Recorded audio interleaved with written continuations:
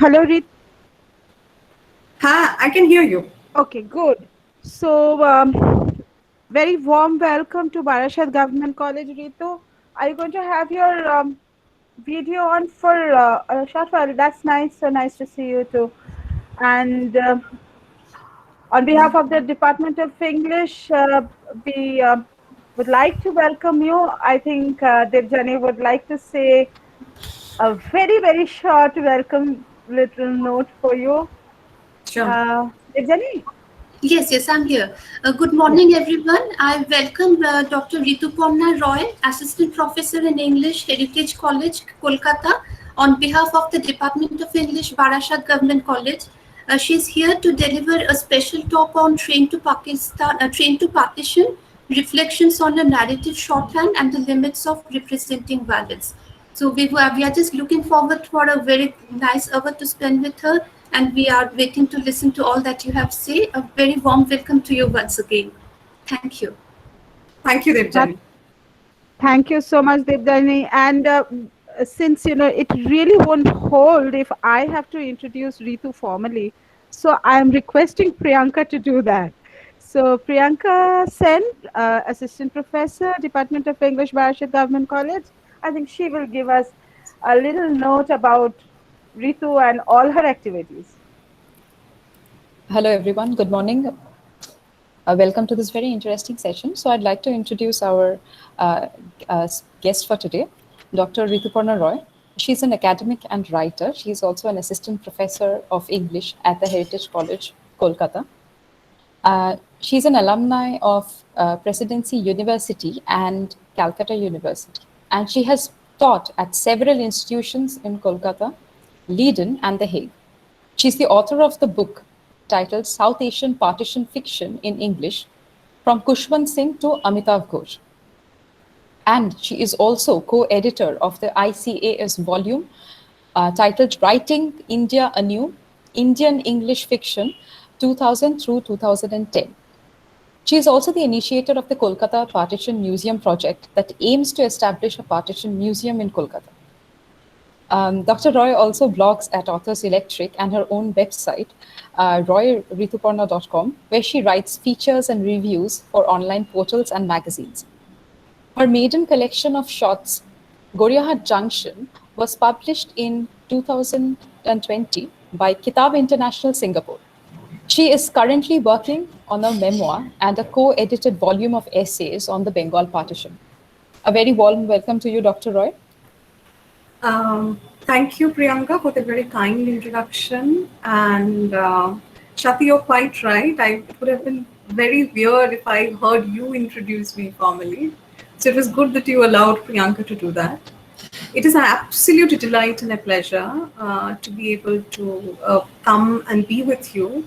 And I make no bones about the fact that the pleasure is principally because, I'm able to be with my one of my closest and dearest and longtime friend, Shati, who has actually been a part of this journey, by the way, of me as a partition scholar. So we studied in high school, and then just not in college, but in university. And we started in this profession at the same time. We've been through the highs and lows together.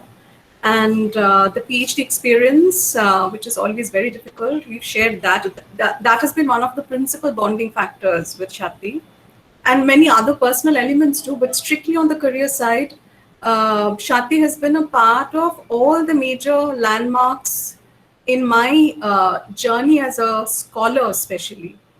So I remember celebrating my PhD with her.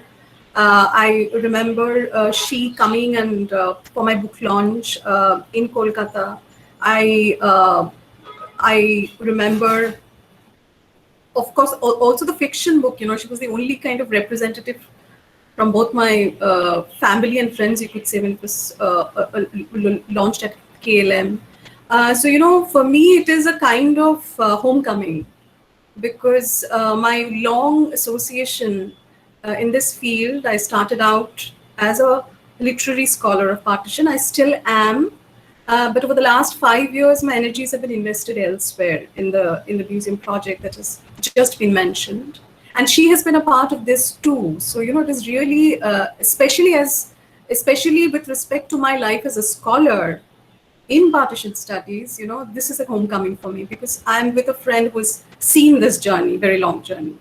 So for all the invited lectures this semester, and there has been quite a few, which have all been approached by friends, this one is particularly special.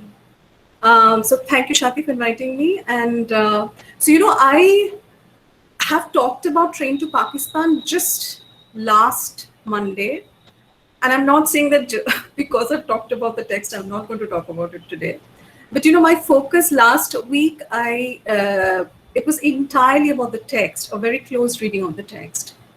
But today, as the title tells you, I'm not going to focus on the text by Khushwant Singh, because the title is Train to Partition, not Train to Pakistan.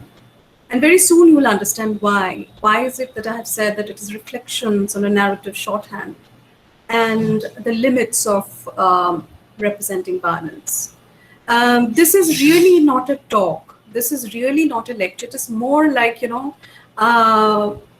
sharing with you certain reflections on this subject, culled over many years of thought and study.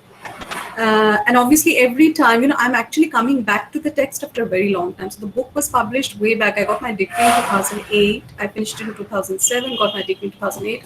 The book came soon after. My PhD, the journey was very long, like with most people, especially when you're also doing full-time teaching.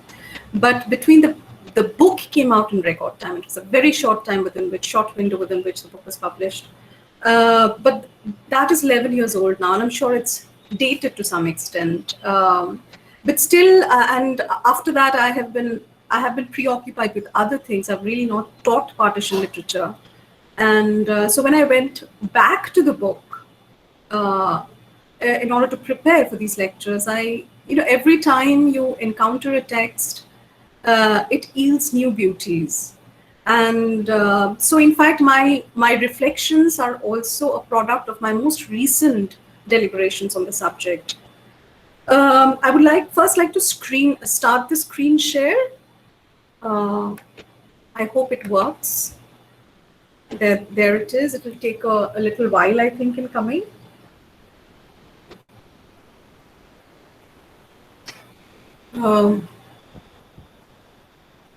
Last time also took a few seconds. Ritu, Tell me.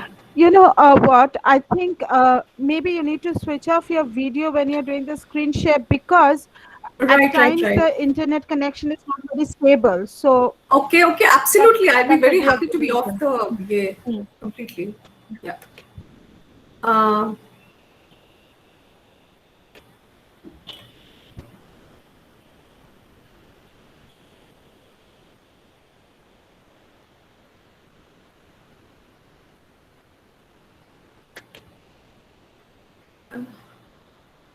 Last time also, just before we started, when I was trying it first, it took a little while, if you remember. So I guess I'm going to You just have to give it some time. Give it some yeah, time. yeah.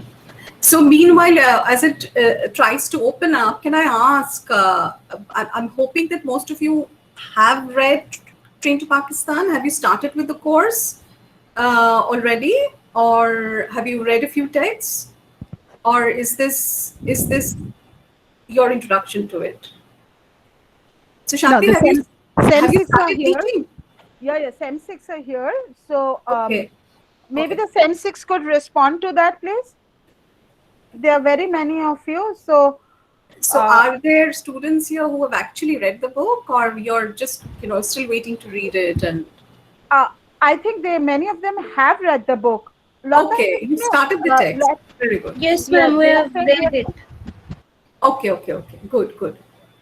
So Train to Pakistan, while it tries to come, let me just talk a little bit about Train to Pakistan, which is not there on the slide. So Train to Pakistan was the first English novel to be written on the theme of partition. And Kushman Singh wrote it. Whenever we think of Kushman Singh, the picture that immediately comes up in our mind is that of a much older man. But he wrote this book. It was published 9 years after partition happened, and he was a young man then. At that time at the time of partition, actually he was practicing law in Lahore, and then he had to come away from there to New Delhi. He was a budding writer. He was a amateur historian, and in fact, he had a near death experience, train related, which he talks about in his autobiography, Truth, Love, and a Little Malice. So this book, he narrowly missed being murdered actually in a train because he was supposed to go somewhere. He could not. The day after he went, and then he came to know that had he traveled the day before, he would have got killed. So he was saved. So the thing is, this was the first novel, and many novels are famous for being first, but this is a book that has stood the test of time, really. 65 years down the line, we're still discussing it, talking it, giving lectures on it, thinking about it. And it is a very, like, whenever people think of partition literature, Train to Pakistan automatically comes to mind.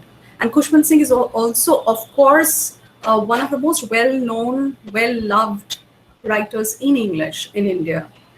So when it came out, it was, it was feted by his contemporary writers, but much later, writers from a different generation too, who have themselves written on partition. For example, Amitav Ghosh, Salman Rushdie, they have also celebrated the book.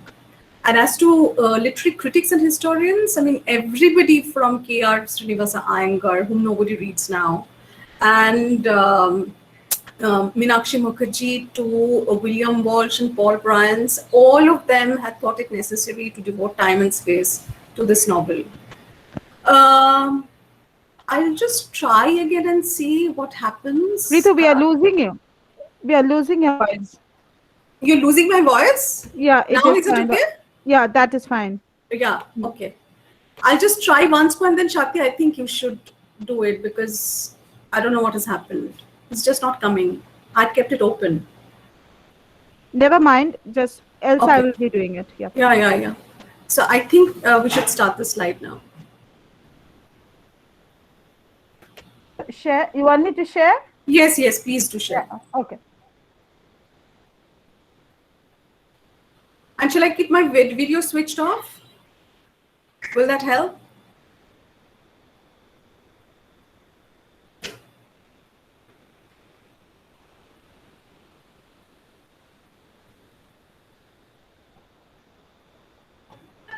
I think it might just help while the Okay, slide fine. stops. Yes, yes, yes. Okay, fine. Yeah. So, this is my title, Reflections on a Narrative Shorthand, Train to Partition and the Limits of Representing Balance. The first slide, please. Uh, you know, whenever we think of 1947, whenever we think of that very important year and that very important day, midnight hour, August 15th, you will see that we always tune into independence with Nehru's midnight speech. Next slide, please.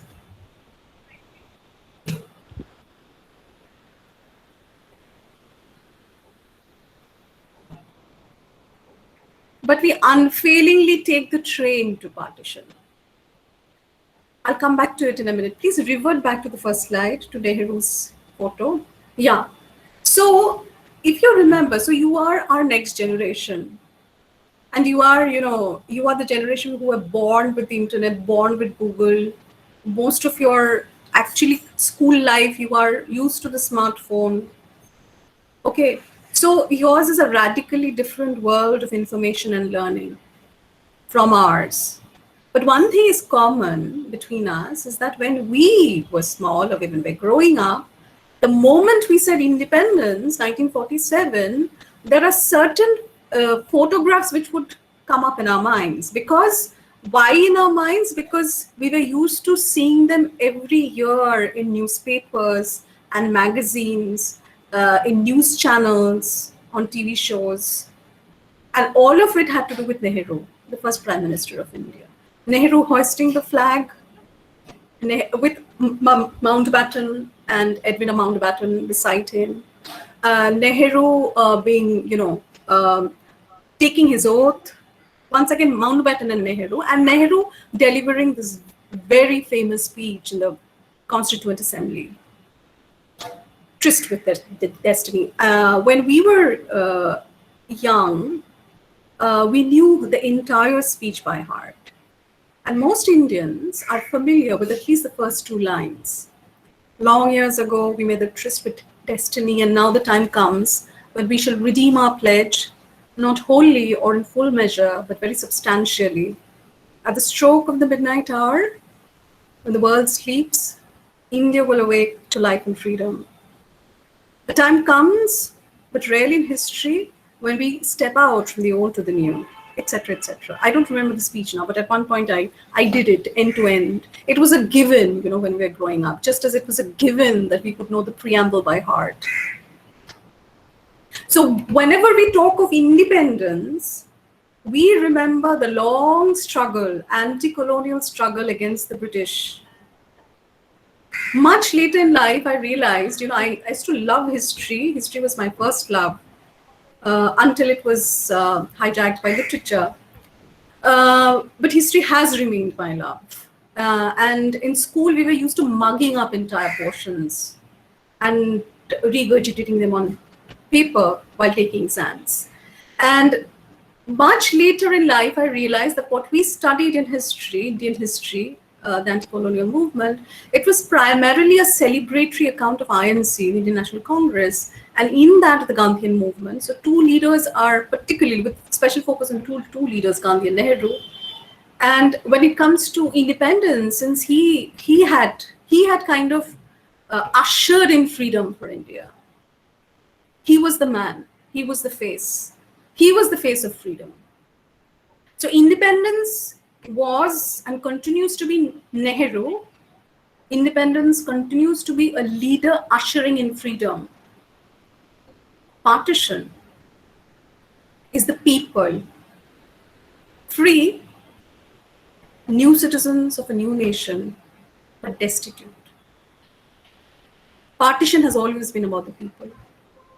Independence has been mostly about the leaders. Please go to the next slide. So why do I say we take the train to partition? Because just think, whenever the word partition comes in your mind, and of course, even if you Google, you hit the button and dozens of pictures will pop up in your screen. Most of them actually looking very similar to each other. So the first thing you think of when you think of partition, and we have seen this over and over and over for such a long time, that it has become a shorthand for partition. just as Nehru in front of the mic, Nehru hosting the flag is independence, similarly, this endless, numberless people on trains is partition. More than any other image, there are of course also other images about tents and people crossing the border with old woman on the back and just with a few belongings. All of that of refugee camps and people just walking, part of convoys or even otherwise. Those images are also there, but the more iconic images are about the train. So whenever you think of partition, the first image that comes into your mind is of people, overloaded trains with people being pasted onto every possible part of its body, hanging onto windows, perched precariously on footboards, hanging between, buffers, crowding onto the rooftops. Can we just have a few more slides, please, just one by one? So this is the next 3 ones. It will progressively become, we are zooming in. So that was really a little far off. And then we are zooming in and we are seeing the train a little closer. And then the next slide, a little more closer where we see it from the front. But still you see, I mean, more than the carriages. And here, these 2 slides, this and the next one are 2 slides where at least we can make out a little bit of the people. Here at least, and in the front, we actually see a face. Trains, you see, they, the border, the line that Radcliffe drew, the reality of the border was being concretized by trains. The drama of exchange of population, Muslims go to Pakistan, Hindus come to India, that drama was being played out on the rail tracks to a great extent. So it is but natural that when writers wrote, especially the generation that was going through it, wrote about partition, it was inevitable that the train will find a place in it. Please remember that when we talk of partition literature, it's a huge area. So the 2 main provinces that were divided in the east and the west, Bengal and Punjab. In Bengal, of course, it is the partition literature was written in Bangla, whether it was by West Bengalis or East Pakistanis who later became Bangladeshis. So all of that is Bangla. But the experience of partition in the West was written in many languages, in Punjabi, Hindi, Urdu, also English. So train to Pakistan. Now you can come to the next slide. Oh, I just wanted to show this. So these 2 are also about railway tracks. It's not in one train overturned because there was a lot of violence about trains, and we're going to deal with that in just a minute. But also you see people actually walking along railway tracks. So these 2 are not that, these 2 are not that common. People pasted onto every part of a train's body, those pictures are more common. Anyway, next slide. So Train to Pakistan is the first English novel to be written. This is a very important qualifier. Incidentally, this is 1956. Incidentally, the first Bangla novel to be written was also pretty late. It was in 1955, Bokutola Pielkan by Narayan Shannal. And Narayan Shannal went on to write 2 other books, which became his partition trilogy, came to be known as his partition trilogy, Bolmik, and then much later, Bolmik came very soon after, and then much later, Orona Dondok, about which I'm going to talk about this coming Saturday at Loreto College.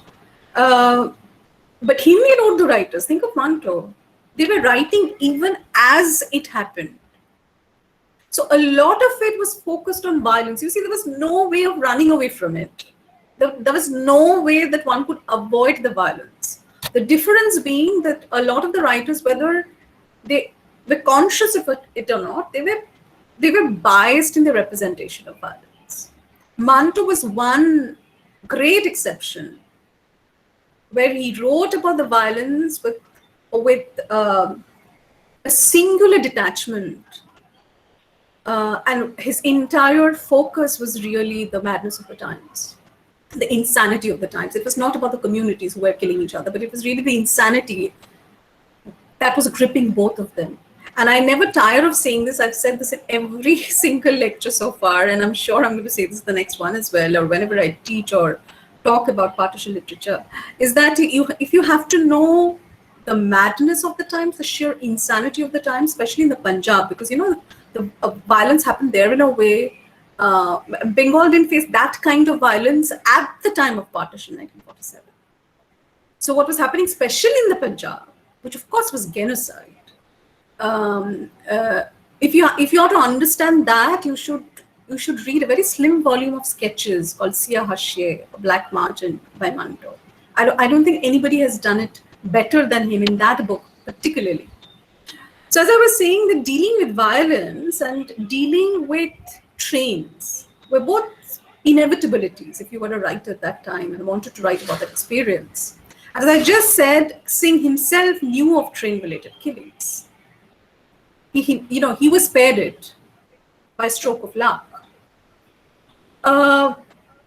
So what is the book about? So it's really a vignette. A sleepy little village called Banu Majra on the border between India and Pakistan, to be declared border between India and Pakistan, experiencing unprecedented violence and horror on the eve of partition. When the villagers are made to burn a trainload of Sikhs, and the Muslims of the village are threatened with a retaliation. The action covers only a very few weeks, and it is principally about the predicament of a pretty innocent and politically non-conscious people caught up in the whirlwind of partition. And there is also a symmetry to the action in a way, because both at the beginning and end of the novel, we are given identical situations. A trainload of dead, all of them Sikhs, arrive at the beginning from Pakistan. And it is decided that a trainload of dead, all of them Muslims, should go over to Pakistan at the end. Muslim villagers about to go to Pakistan, they would be killed and would not be allowed to go. Only in the last instance, it is prevented by the cunning of one man and the sacrifice of another, by the cunning of the magistrate Humchand and the sacrifice of the so-called Badmash Jagga. But Singh was by no means the only person to write about trains. There were many other writers, contemporary writers in Hindi and Urdu, who were also writing about trains. And I would like to mention three particularly. Next slide, please. Bhisham Shahani's We Have Arrived in Amritsar, Krishan Chanda's Peshawar Express, and Amrit Rai's Kichar. I just wanted to check once again, am I audible? My voice is okay? No other sound coming? No, you're audible. Okay. So in Bhisham Shahani, we see a Hindu weakling, a man, who shifts from a state of being in a state of perpetual terror when he's in a Muslim majority area to a state of almost homicidal arrogance when he comes to a Hindu majority area. So the moment he becomes the majority, part of the majority community, his personality changes. So he's extremely terrified in a place where he's not the majority. But when he comes to a place where he is the majority, completely forgets what his feelings as a minority were. See, this is the problem about partition. There were no clear victims and perpetrators. Both communities killed, maimed, both were killed and maimed. And there was destruction done by both. This is one of the principal problems of the partition of India. Nobody was blameless. No community was blameless, I mean. Krishan Chanda's Peshawar Express is extremely fascinating.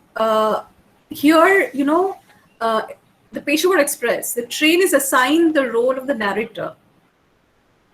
traversing the blood and gore, over the vast stretch, the vast terrain of the Northwest. And as it, passes from one warring zone to another, it carries not just dead bodies, but also horrible tales and rumors.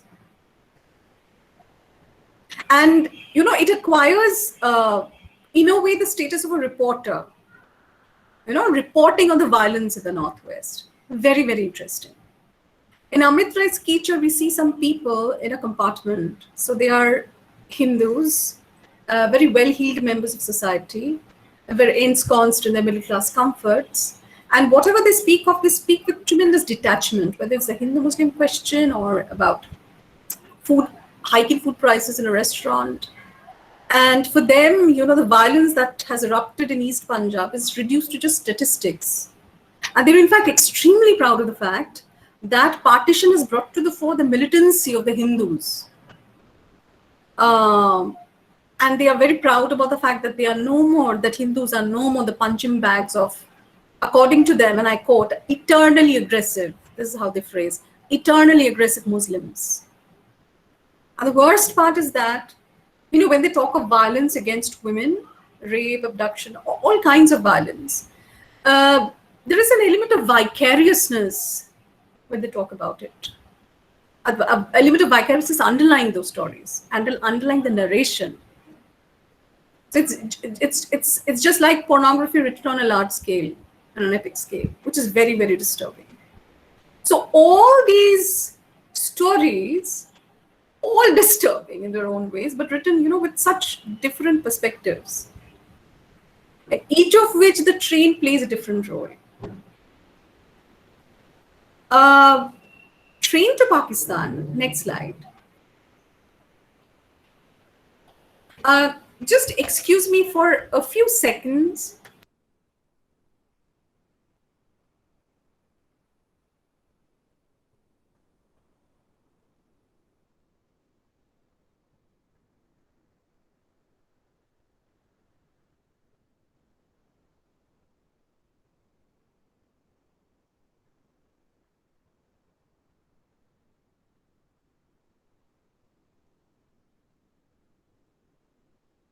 Yes, I'm back. Unlike this, train to Pakistan, the train has been used in a very, very different way. It's a very unusual representation of violence in train to Pakistan. Because, we are not given any detailed description of the train journey. So we see a trainload of dead. We are told about a trainload of dead, but obviously they came from somewhere to somewhere, right? From Pakistan, we are not told exactly from where in the newly created nation. From the other side to Mano Majra, but nothing, we get to see nothing about the journey, about the difficulties faced, the dangers involved. Obviously, the journeys were always filled with danger and also a lot of practical difficulties. We don't see the violence happening in front of our eyes. We are not even told, we are not even given a reported description on it. We are just informed about the end result, trainload of dead coming to the village. And what is detailed is not the violence, but the aftermath. How the train loads are actually disposed of, one burnt and then one buried, and how it changes everything in the village, and how another such instances prevent it from happening. So it is entirely taken up with the aftermath. And the train, interestingly, also performs a very different function here. So it represents an otherwise insulated village's tenuous link with the outside world. Mano Majra is a sealed place. It's totally sealed off from the outside world. These people have nothing to do with, in fact, they couldn't understand what the fuss about independence was all about. The Lambardar, who's the headman, told a person who was trying to spread communist ideas in the village, Iqbal, Babuji, when freedom comes, you will get the jobs the British had. Will we get more land and more buffaloes? Freedom is for the educated people who fought for it. We were under the British, now we'll be under the Hindus or Muslims, educated Hindus or Muslims. They have no idea. I mean, the freedom struggle, the freedom movement seems to have had very little effect on their life, on their daily existence. They're hermetically sealed off, it seems, from the rest of the country. They're just like, So the train is the tenuous link with the outside world. Not too many trains come and go, but the few that do, they regulate. This is the other very important point. They regulate the life of the villages. So the disruption in the train schedule, just pre-partition, actually functions as a sign of social chaos, as the following passage makes clear. There are 3 passages that I'll quote. Next slide, please. I hope you can see this. Anyway, I'm going to read out. Early in September, the time schedule in Manumajra started going wrong. Trains became less punctual than ever before, and many more started to run through at night. Some days it seemed as though the alarm clock had been set for the wrong hour. On others, it was as if no one had remembered to wind it. Imam Baksh waited for Meet Singh to make the first start. Meet Singh waited. Imam Baksh is the mullah, and Meet Singh is the priest of the Gurudwara. He is the priest of the mosque. Meet Singh waited for the mullah's call to prayer before getting up. People stayed in bed late without realizing the times had changed, and the mail train might not run through it all. Children did not know when to be hungry and clamored for food all the time.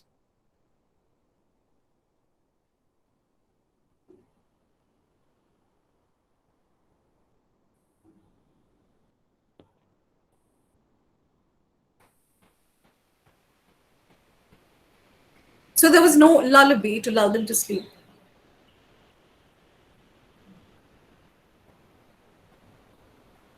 Sorry, yeah. Instead, ghost trains went past at odd hours between midnight and dawn, disturbing the dreams of Manumajra. So this is just the prelude to the nightmare that they are going to face in the next few weeks. And at the end of the novel, Bhai Singh, who's been mentioned here, sums it up very well to Iqbal, whom I just mentioned, a community statement just released from jail, when he asked, what's the news? And please go to the next slide. And he says, what has been happening? Ask me what has not been happening. Trainloads of dead people came to Manumajra. We burned one lot and buried another. The river was flooded with corpses. Muslims were evacuated, and in their place, refugees have come from Pakistan. So these words are really very significant because they detail the 5 events around which the narrative is woven. So 5, please remember, as I told you, there is a symmetry to the action. The first and last is trainloads of dead. One burned, one buried. Second and third event is, the second is refugees coming. The third, Muslims going. Sikh and Hindu refugees coming, and as a response to that almost, Muslim evacuees going. And the fourth is a neighboring village getting destroyed and its corpses filling up the Satluj, the river. So of all these, it is actually the third, the evacuation of the Muslims of the village of Manumajra, which is accorded a space of prime importance, and it's also the most poignant part of the whole book. The way these villagers, they're first hesitant to let go of the Muslims, and then they're persuaded to do just that after the refugees come. In fact, the refugees play a very catalytic role here, because it is through them that the Sikhs first get to understand of the violence that was going on just outside the confines of the village, and now was spilling over and spreading into their own, and also the extent of the savagery. And it is the refugees who incite the weak-minded villagers against the Muslims. So the refugees play a very catalytic role here. And it's really pathetic, the way, the Muslims lose everything in a matter of hours almost. When the administration decides that they should go to a neighboring camp in Chandanagar, where they will stay for a while and then go over to Pakistan. So they have to leave everything behind and take only what they can carry in their hands. And there is not even the scope to say a proper goodbye. That entire episode is really the most heartrending in the entire novel. And this is actually what was happening. This is just one instance of hundreds and thousands that was happening all across the border. And that is precisely, you know, Iyengar says at one point, he says, it was but a speck in the dust world that was the partition. And in fact, the novel itself begins by recording this fact of what was happening along the border.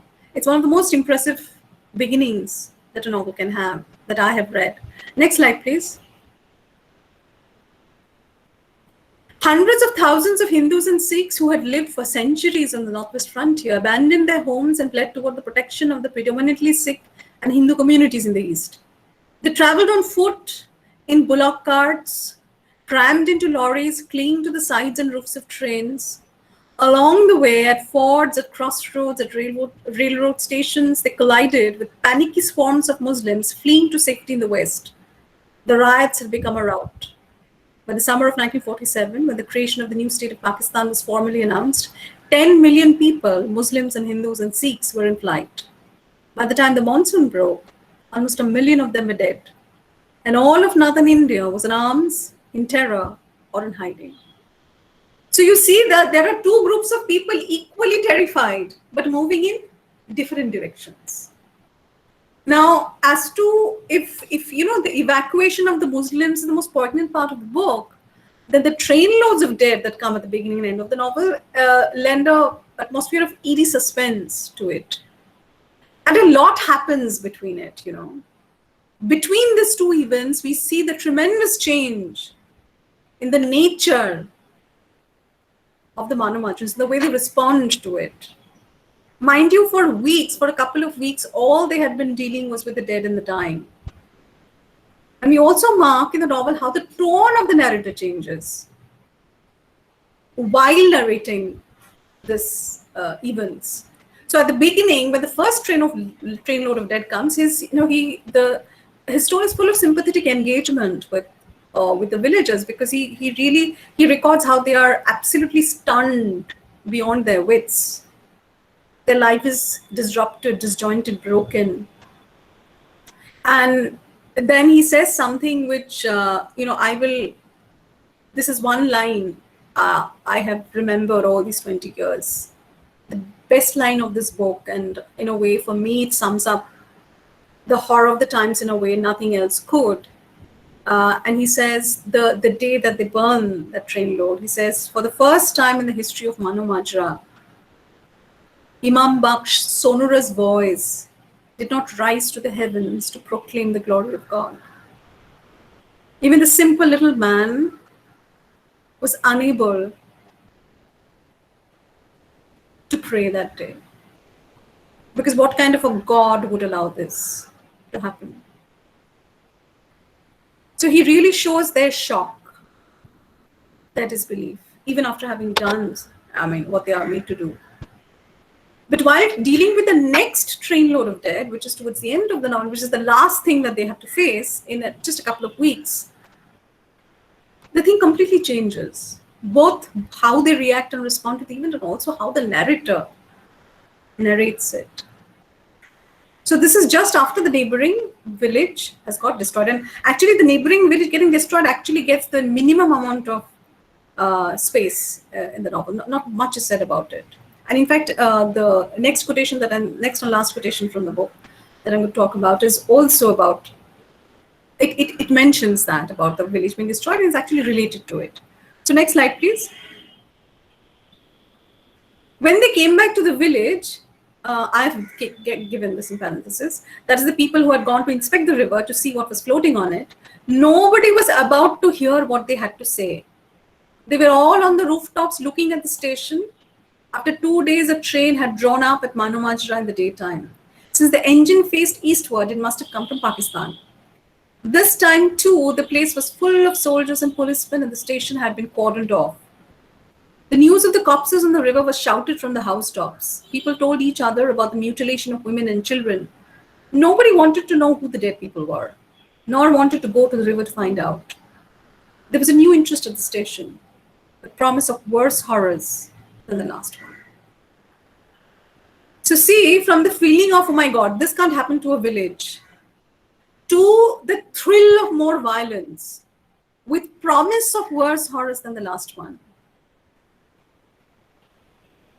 this change in the villages, a very simple village folk, just a matter of weeks, they're almost waiting for more violence, it seems. It speaks volumes of the horrific nature of the times, when the moral order had collapsed and nobody could make sense of it all. Critics have often,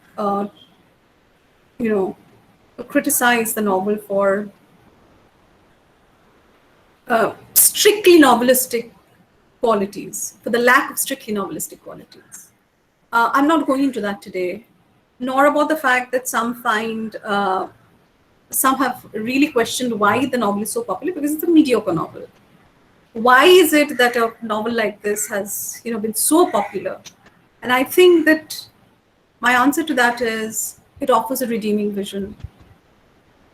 Because Jagga, this train that is, the refugees come and incite the Hindus and Sikhs against the Muslim villagers, and they are evacuated, but a new plan is hatched that even the evacuated Muslims will not be allowed to go to Pakistan. The train that is carrying them, that will be stopped and they'll be killed. And Jagga prevents that from happening. And his reason for doing that is primarily because his beloved Nooran is in it. And the magistrate who hatches this plan and makes Jagga sacrificial pawn in it, he was also doing it for a beloved. He had fallen in love with a prostitute, Hasina, a Muslim girl, and he was actually doing it for her. So there are the two men, without knowing, like Hukum Chand knows about Nooran, that is why he uses Jagga. So he releases Jagga very soon, and then it is all hammered into his head, this news that Muslims are being evacuated, and then he comes to know more the plan. So Hukum Chand knows that Jagga will do something about it if it comes to know. So two men basically do it for two women. Two Hindu men do it for a Hindu and a Sikh do it for two Muslim women. And a whole train load, it's hoped, got saved. So he offers a redeeming vision, and it comes as a surprise to the readers, because all through Jagga, the way Jagga has been painted, we know he loves Nooran and she's sacred to him, but we do not expect such a selfless act from him, somehow. So both, because of the surprise element, as I was saying the other day, that, surprise and suspense is welcome not just in detective fiction. Surprise and suspense actually arrest the attention of the reader in any kind of novel, whatever the genre, whatever the subgenre may be. So there is surprise, but more importantly, there is redeeming vision. There's so much of violence, as you see. And it was very difficult to write. It must have been very difficult to write at the time that he wrote, because there was violence so much all around that to be able to offer redeeming vision must have been difficult. But he does that. Now,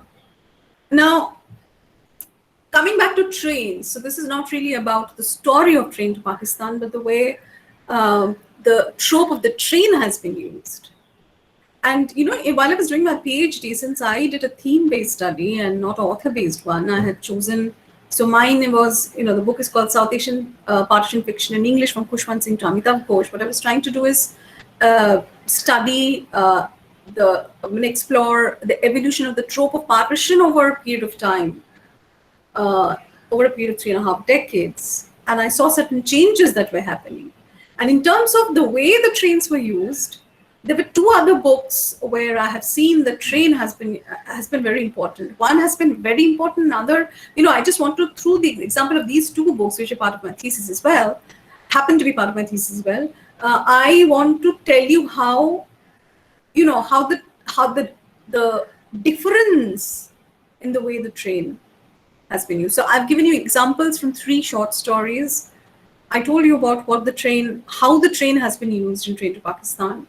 But this is really, Train to Pakistan for me right now is really an excuse to launch into something else. And the first novel that I want to deal with, with where a train plays an important part, is Ice Candy Man. Next slide, please. So Ice Candy Man by Bapsa Sidhwa, which happens to be one of her most well-known books and made even more famous by when it was adapted to the screen. 1947, Deepa Mehta's. It was part of the Elements trilogy. It came after Fire and Before Water, with Amir Khan, Nandita Das, Rahul Khanna. So this novel is very interesting. It is told from the point of view of an 8-year-old Parsi child called Lenny, whose world falls apart when her ayah, who's a Hindu, is abducted, never to come back in her life again. And in a very crucial moment in the book, Lenny, trusting Ice Candy Man, played by Amir Khan in the film, she betrays the hiding place of Aya. He had come to abduct. She betrays the hiding place of Aya without understanding, actually. I'll just explain this a little more in a minute. But she betrays Aya without knowing it. And the residual guilt of this, unintentional betrayal stays with her for the rest of her life. And this one incident changes her life forever. So what is that incident? The thing is, Shanta, the Hindu Aya, had a whole group of admirers, of which the 2 people she preferred were both Muslim, a masseur and a popsicle man. And actually, she preferred the masseur over the popsicle man. And this, of course, the Ice Candy Man could not accept, but it became more unacceptable to him after a certain point. I will talk about that point. It has to do with the train. And what he does is he gets his rival killed. Most probably he's the one who gets his rival killed. And he comes with a huge gang of goons, Muslim goons, to abduct Aya.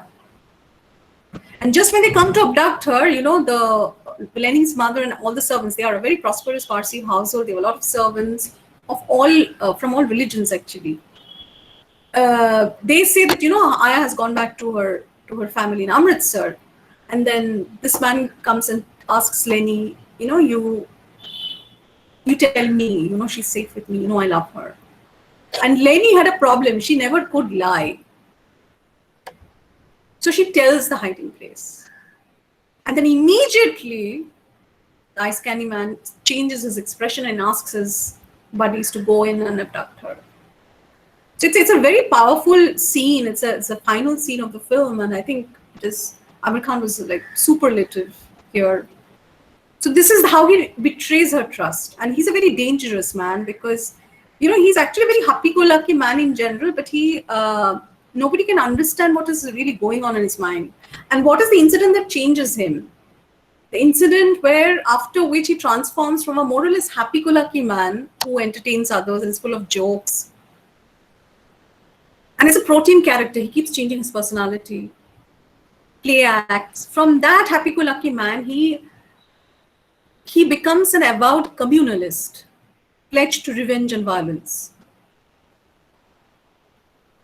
Now the incident that changes him is a train coming from Gurdaspur.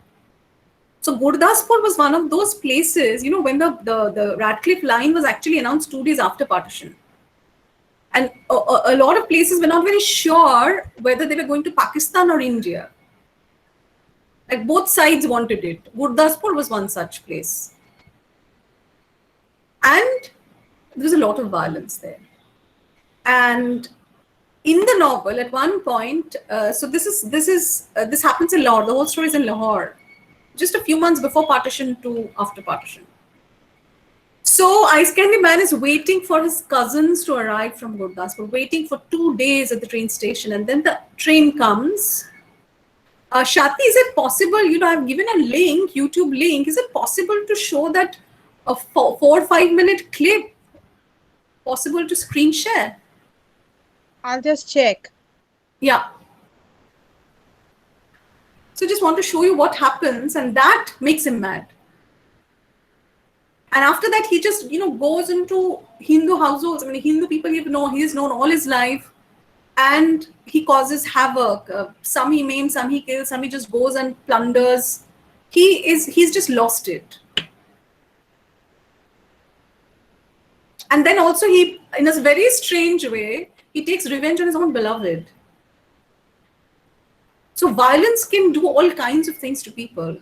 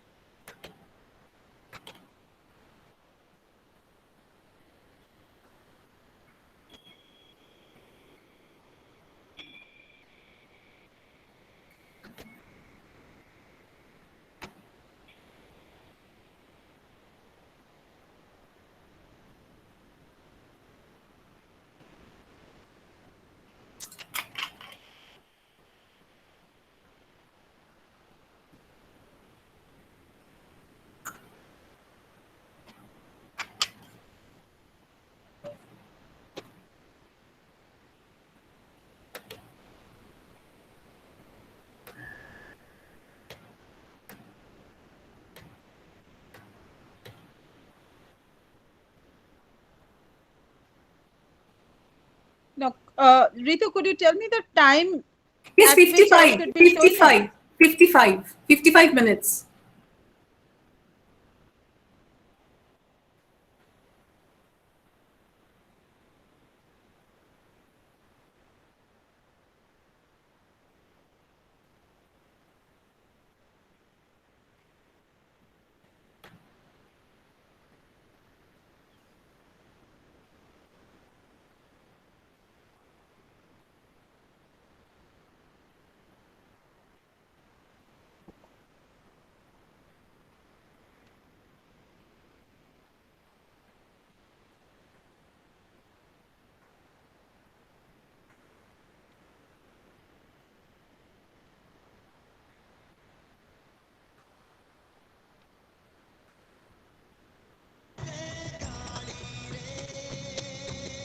Yeah, correct. Just increase the volume a bit.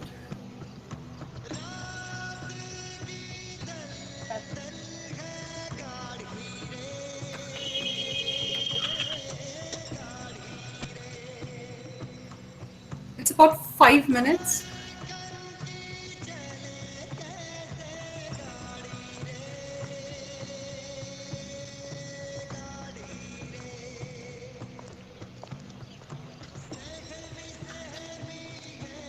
भाई 12 घंटे हो गए। गुरदासपुर से train की कोई खबर? अरे भाई, खुदा पर भरोसा रखो।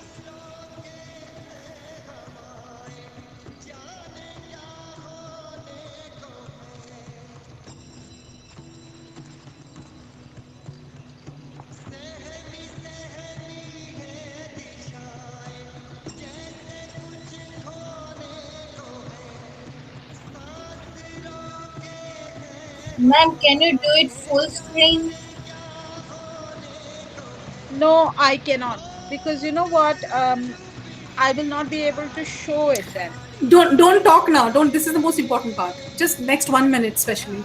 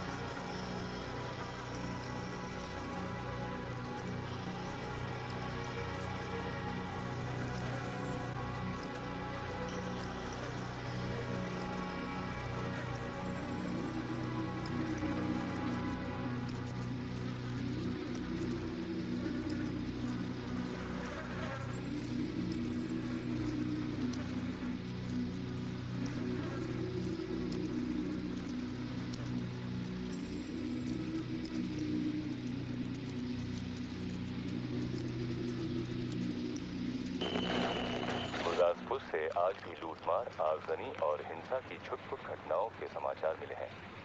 आज तीसरे दिन भी शहर में 24 घंटों का कर्फ्यू रहा। जिला अधिकारियों का मुसलमान अंधाधुंध मारा जा रहा है। काबू में है। असल खून खराबा तो अब शुरू होगा। हजारों हिंदू भागेंगे पाकिस्तान से और हजारों मुसलमान हिंदुस्तान से।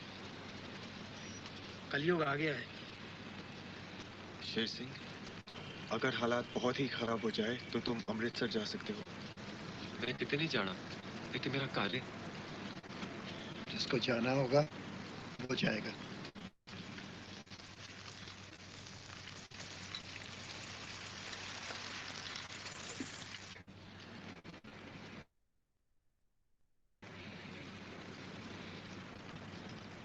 गुरदासपुर से एक ट्रेन आई जिसमें सिर्फ लाशें ही लाशें हैं।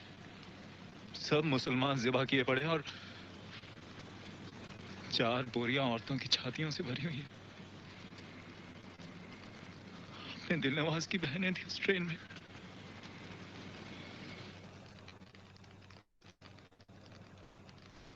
और अब सुनिए, संसद में कल स्वतंत्रता की पावन घड़ी पर पहले प्रधानमंत्री श्री जवाहरलाल नेहरू के भाषण की recording. You can stop now, Shati. And now the time comes when we shall redeem our pledge. Yeah, you know, I would have loved to show the last scene as well, but that would have been another 6-7 minutes, and that would have been a lot. So I've already described the last scene to you. So this is what happens. The train comes, and there's a lot to say about this scene, both in the book and the way it has been adapted on screen, because that is really, you know, it addresses a lot of this question about the representation of violence, the limits of it. So the thing is, what happens is this train comes, and as you can see, it is. So we see here what we don't see in Train to Pakistan. This trainload of dead. We get to see it. And of course, it's horrific.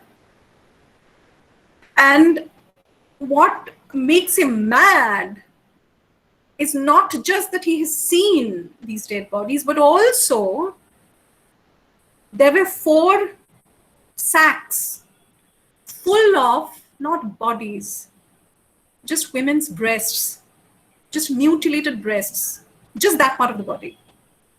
4 sacks of them. And that would have included his cousins. No man can remain sane after that. You see the whole violence, you see violence affected both men and women, but the brunt of it was borne by women. And you must remember that violence is always symbolic. It is perpetrated on bodies, so it is literal and physical, but it is the body is also symbolic, because the body stands for not a person but a community, qawm. For women, it is, you know, women's bodies are their community's honor. They stand for the community's honor. So you rape a woman, you don't rape her, you cause dishonor to the family. A lot of babies were taken out of wombs. The point being that the future generations, you know, one is to kill your enemy, but a lot of it, a point came where in many places, it was almost like a desire for annihilation, annihilating the enemy. The future generations should not be there. That is a level of hatred that was shown. So actually this train incident, it is the train, the bodies of dead, it is not there in the book. In the book, we get to know that the train comes and he has seen this gunny sacks full of women breasts, and he has seen this and it makes him mad. We know that, but the film shows it. You know, I have severe problems with the film on other counts. Because, you know, in I Can Demand This, it is both about the victimization of women, but also their agency. It shows both. You know, Aya is taken away, abducted, made a prostitute, and then her employers, the length to which her employers, especially Lenny's mother and aunt, go to rescue her. And she's finally returned to her family in Amritsar. You know, and Aya herself unlike most women who have faced situations like this, she decides not to be with this man and she wants to come out. Very few women had that energy and courage, and most of them thought of themselves as fallen women. So she is very different, but her being different would not have helped her to be recovered and rescued. It was also because a band of women rallied around her with all they had. So the book is really, it shows women both as victims and as agents. It shows agency. The film totally misses out on that. It ends with Aya's abduction. I mean, Deepa Nair had her own reasons, of course, and very few films actually very like the book. Adaptation has its own. It is a different medium after all. But one of the things that I like about it, I think this scene. So she shows the violence, but she kind of, in a way, softens it with the song. And keeping it very hazy, and and also partition violence. You see, when you talk of violence, all these have different effects. So Train to Pakistan manages to be very eerie without showing any violence. It's from first to last, it's about violence, but it doesn't show it, and yet manages to give that eerie feeling, that suspense, that shock. And here we are shown it. And also, this is one of the films where the abduction scene at the end is very powerful, because the way those dozens of men come to just take away one woman. I mean, if you see it once, you will never forget. Once again, that was happening, many times, that number.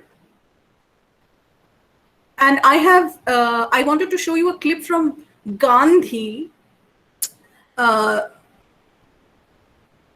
marathon of a film, where it shows how communal violence, two people migrating. So one set migrating on one side, the other set going on another side, and it shows how communal violence started. It was just about a minute or so. But I could not find it on YouTube. I could not find the full film on YouTube. I had the exact location of that scene I had written down, but I just could not find it. And I think that is one of those rare places where actually, when we talk of partition, so this huge convoys, huge line of people, walking for days on end, the sheer magnitude of this transfer of population, the sheer magnitude of the displacement, the sheer magnitude of the violence, the sheer horror of the abductions. This, I have not found very powerful images of that. I mean, on screen, obviously, when you see it in pictures and video, it has a greater impact. And Gandhi is one of those very few films which shows the numbers. Huge, like, an aerial, obviously you have to take an aerial shot to be able to do that. So if you are to give people an idea, a visual idea of what it was, I have seen very few films which are able to do that. Because of course, because of the sheer numbers involved. Lakhs of extras, how can you get lakhs of, it's not easy. It's not an easy thing. People who do war films, and most of it is now done on CGI. So, this man faced with Gandhi, Attenborough, and I remember the Dundee March, it's a beautiful scene that he's going with his staff in front of others, and he walks very fast. Gandhi walks very fast. And then you see the enormous amount of people who are following him. So the enormity of it, in terms of numbers of people, that is very important in conveying whatever happened in partition. Partition, it's a lot about numbers, the sheer magnitude of it. To convey that, I think, I have not seen much of that. So Ice Candy Man is one of those very few places, the film of very few places where the thing is actually shown, the train-related violence is shown. It's a very short and done very aesthetically. And it's actually, in a way, as I said, she, with the song, she kind of softens the effect. It would have been very different if it was a black and white documentary with just the visuals. and the abduction scene too, because both these two were at the heart of the violence, abductions and train-related killings. So she incorporates both. The second one was there in the book, the first part was not. And this book, actually, Ice Candyman also has one of the most explicit stories of violence that I have ever come across in any language. So there's this story which is separately titled Rana's story in the book, in one of the chapters which Rajni included in the Vintage Book of Indian Writing in English in 1997. And it was about a Muslim village getting destroyed. So here in Manu Majra, we see, you know, Muslims being evacuated. And a lot of the times, so Sikh villages getting destroyed, Muslims, entire villages getting wiped out by the other community. So it describes a Muslim village being wiped out and seen from the eyes of a Muslim child, Rana, whom Lenny later meets, because Rana ends up, he somehow escapes.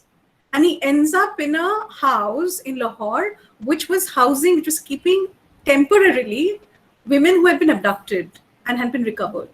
And they themselves call themselves, they term themselves fallen women. And Rana comes there and he's reunited with his mother. And that house is absolutely close to Lenny's, and they get to meet and talk to each other, etc. So a lot of people have said that, you know, since Siddhama was a Parsi, and you know, this book is also interesting for another reason, because here the protagonist does not belong to any of the contending communities, neither Sikh nor Hindu nor Muslim. She's a Parsi child, and her family is Parsi, so they are, you know, they do not belong to any group here. They are not part of the contending party. So Siddhama's point, you know, recorded intention was that explicit intention was to give a detached view of things. But if you read the novel, it becomes clear that she's given a different perspective, but is not really unbiased. And many critics have said that this Rana story, especially, you know, given that, you know, she shows it, it's like 11, 12 pages. I wanted to read an extract from it, and I realized today that I cannot, because it is, you know, it's really one story, and just to take out one page from it was very difficult, and I can't read 12 pages in a talk. But please read that book and you will see explicit, detailed description of, and the entire life, where from, you know, being afraid of being attacked, the attack, the aftermath of the attack. It's a long, detailed description of the entire process of a village getting destroyed. And some critics said that, you know, given the fact that it was shown through the eyes of a child, so that makes it even more, you know, so it was, the author was really creating sympathy for the Muslims. And the child was one ploy of doing that. So Ice Candyman has a lot of violence, but the point here, the major point I wanted to make, there are two. One is train related. The fact that that train coming from Gurdaspur changes everything in the novel. Because Aya's abduction happens because of that. Because Ice Candyman faces that, because he goes mad, because he transforms into a different man. And also the way violence has been represented,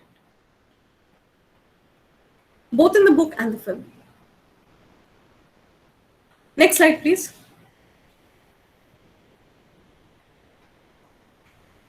The other novel that I wanted to talk about is Amitabh Ghosh's Shadowlines. Here, the train is a very, very little part. So the Shadowlines is basically, you know, it is really about the aftermath of partition. And it is not so much about partition. It is not about partition per se, but you know, partition becomes the locus for Ghosh to explore other big ideas like freedom and nationhood, especially the border. It's a profound questioning of the concept of a border. The central incident of the book is a man, a young man who's a beloved uncle, the uncle of the protagonist, getting killed in a riot in Dhaka.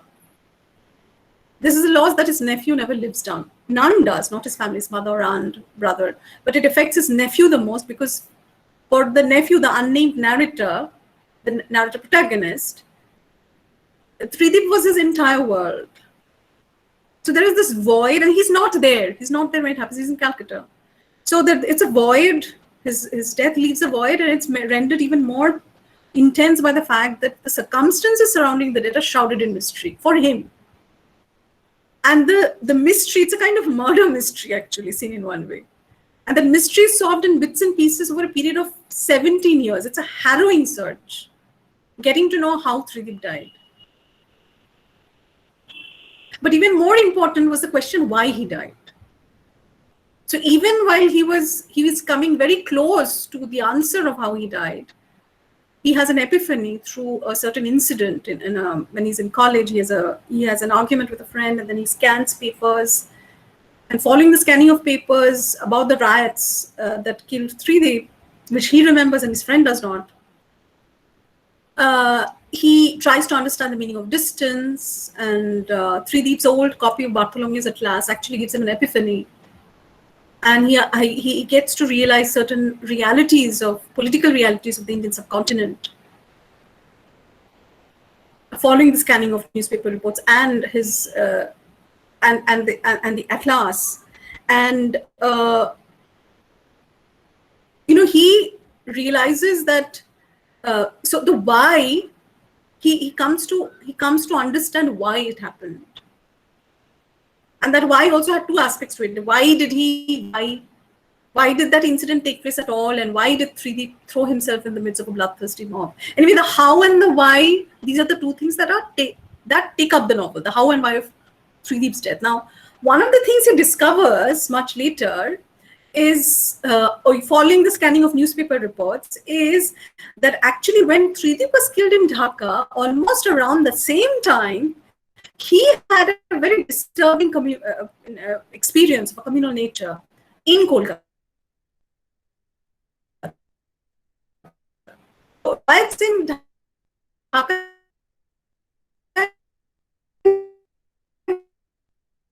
those in turn caused disturbance in Calcutta.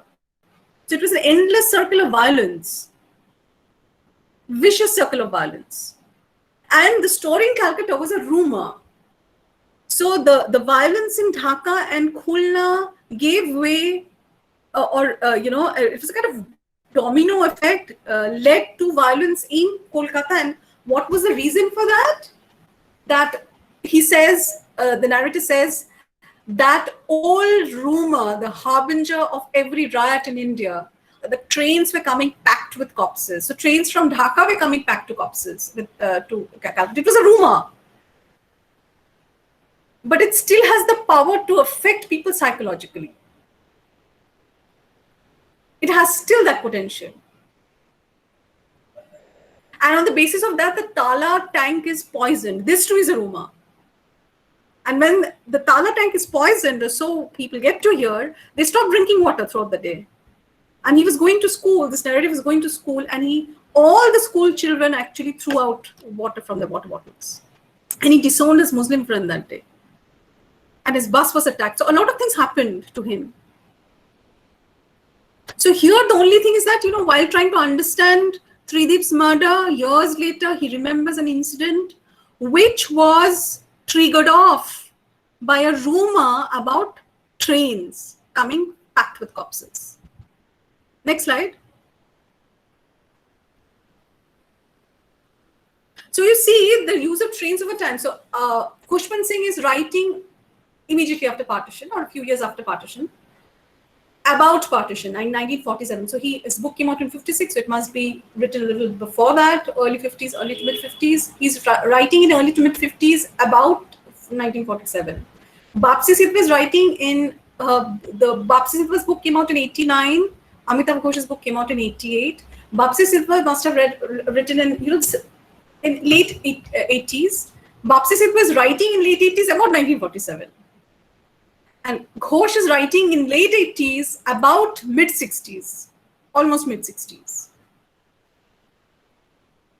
So in Khushband Singh's novel, the main plot itself revolves around a trainload of corpses. And that is being reduced to an element at a crucial moment in the narrative. I can depend, the whole plot does not revolve around it. there's a crucial moment that changes the plot. The Gurdaspur train coming. And in Shadow Lines, that is further reduced to just a rumor that has still the power of causing communal violence. So you see how the train has been used over a period of time. Next slide, please. Another very iconic use of a railway track, actually, is in Komol Gandhar. Ritik Ghotak's Komol Gandhar, 1961. It's part of his trilogy. So Megidakatar is the most well-known one, 1960. Komol Gandhar and Rituparna Rekha. In Komol Gandhar, these two characters, the protagonists, Anusha and Bhrigu, who were part of rival theatre groups, they bond. They're both refugees. And in this remarkable and unforgettable scene, once again, Komol Gandhar is something I could not find. Otherwise, I would have really, really loved to show this scene. And they are standing in front of this abandoned railway track, and they can, on the other side, actually, they can see the land that they have left behind. And they're tremendously nostalgic for that land. They still identify themselves with it. And Bhrigu, who is a very, he's this really angry young man, dark, silent, but Anusha, is the one who understands him.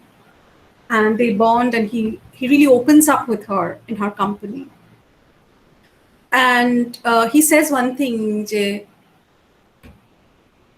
are both talking about trains, that how, people could board those trains and go from one side to the other, and now it's not possible because it's an abandoned railway track now. And obviously the commuting was not possible at that point anyway. Now it is again. So Bhrigu says at one point that এটা একটা যোগ চিহ্ন ছিল, এখন কিরকম একটা বিয়োগ চিহ্ন হয়ে গেছে. In other words, the trains stood for the connection between the two sides. It took people from one side to another. It connected. And that very same track now is a sign of separation. Viyog chinha. Next slide. There is a lot to Komol Gandhar. I am here just concentrating on this one aspect. And Komol Gandhar is not about trains, of course, far from it. But its most iconic moment has to do with a railway track. Here, with kind permission from my artist friend Amrita Sen, I have used a section of her book art. So the project that I have initiated, the Partition Museum project, we do events every year, and this year we're going to have a 12-day art exhibition at KCC, Kolkata Center for Creativity. Please mark the dates. 17th to 29th August, and 5 artists from Bengal are going to participate in it, showcase their art to do with partition. So Amrita is, of the 5, she's the one who has no direct link, actually, no family history, nothing. But she has been tremendously influenced after doing workshop with Ubushi Butalia. It was a life-changing experience for her. She actually changed her art practice. It became more people-oriented. And one of the things that she specializes in, what is one of her distinct styles, is book art. And here in this book, she one of the pages actually is about. She's a great fan of Ghotak, and a lot of the pages is a response to Ghotak's films, a response to Ghotak's experience of partition, and of the 3 films she likes Komol Gandhar the most, and one of the pages is about this scene. So here we have an artist, you see, who has not experienced, who is 2 generations down, but for whom, even when she's responding to an artist who was known for his obsession with partition, because for Ghotak, partition was an article of the unity of the 2 Bengals was an article of faith. He never accepted the partition. So an artist of this generation with no direct link with Partition, even when she is working on another artist, for me, I found this striking, that you see that moment is what she chooses to celebrate. Next slide. So this is ye from the Amritsar Partition Museum. I was talking about, see, I'm talking of representations of violence, right? A museum is memorialization, is a public memorialization of an event or something. So the Amritsar Partition Museum memorializes the partition. It states that it memorializes the partition of India, but it obviously, but it is more. It is really about the Punjab. I visited the museum soon after it opens its doors to the public.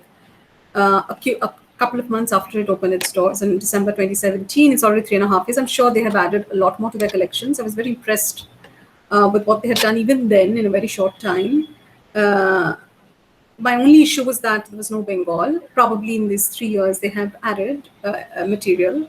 But one of the things I really liked about was its artwork, the artwork to do with partition. I mean, apart from the regular archival material of photographs and newspaper reports and etc., the artwork there, but most importantly, installations.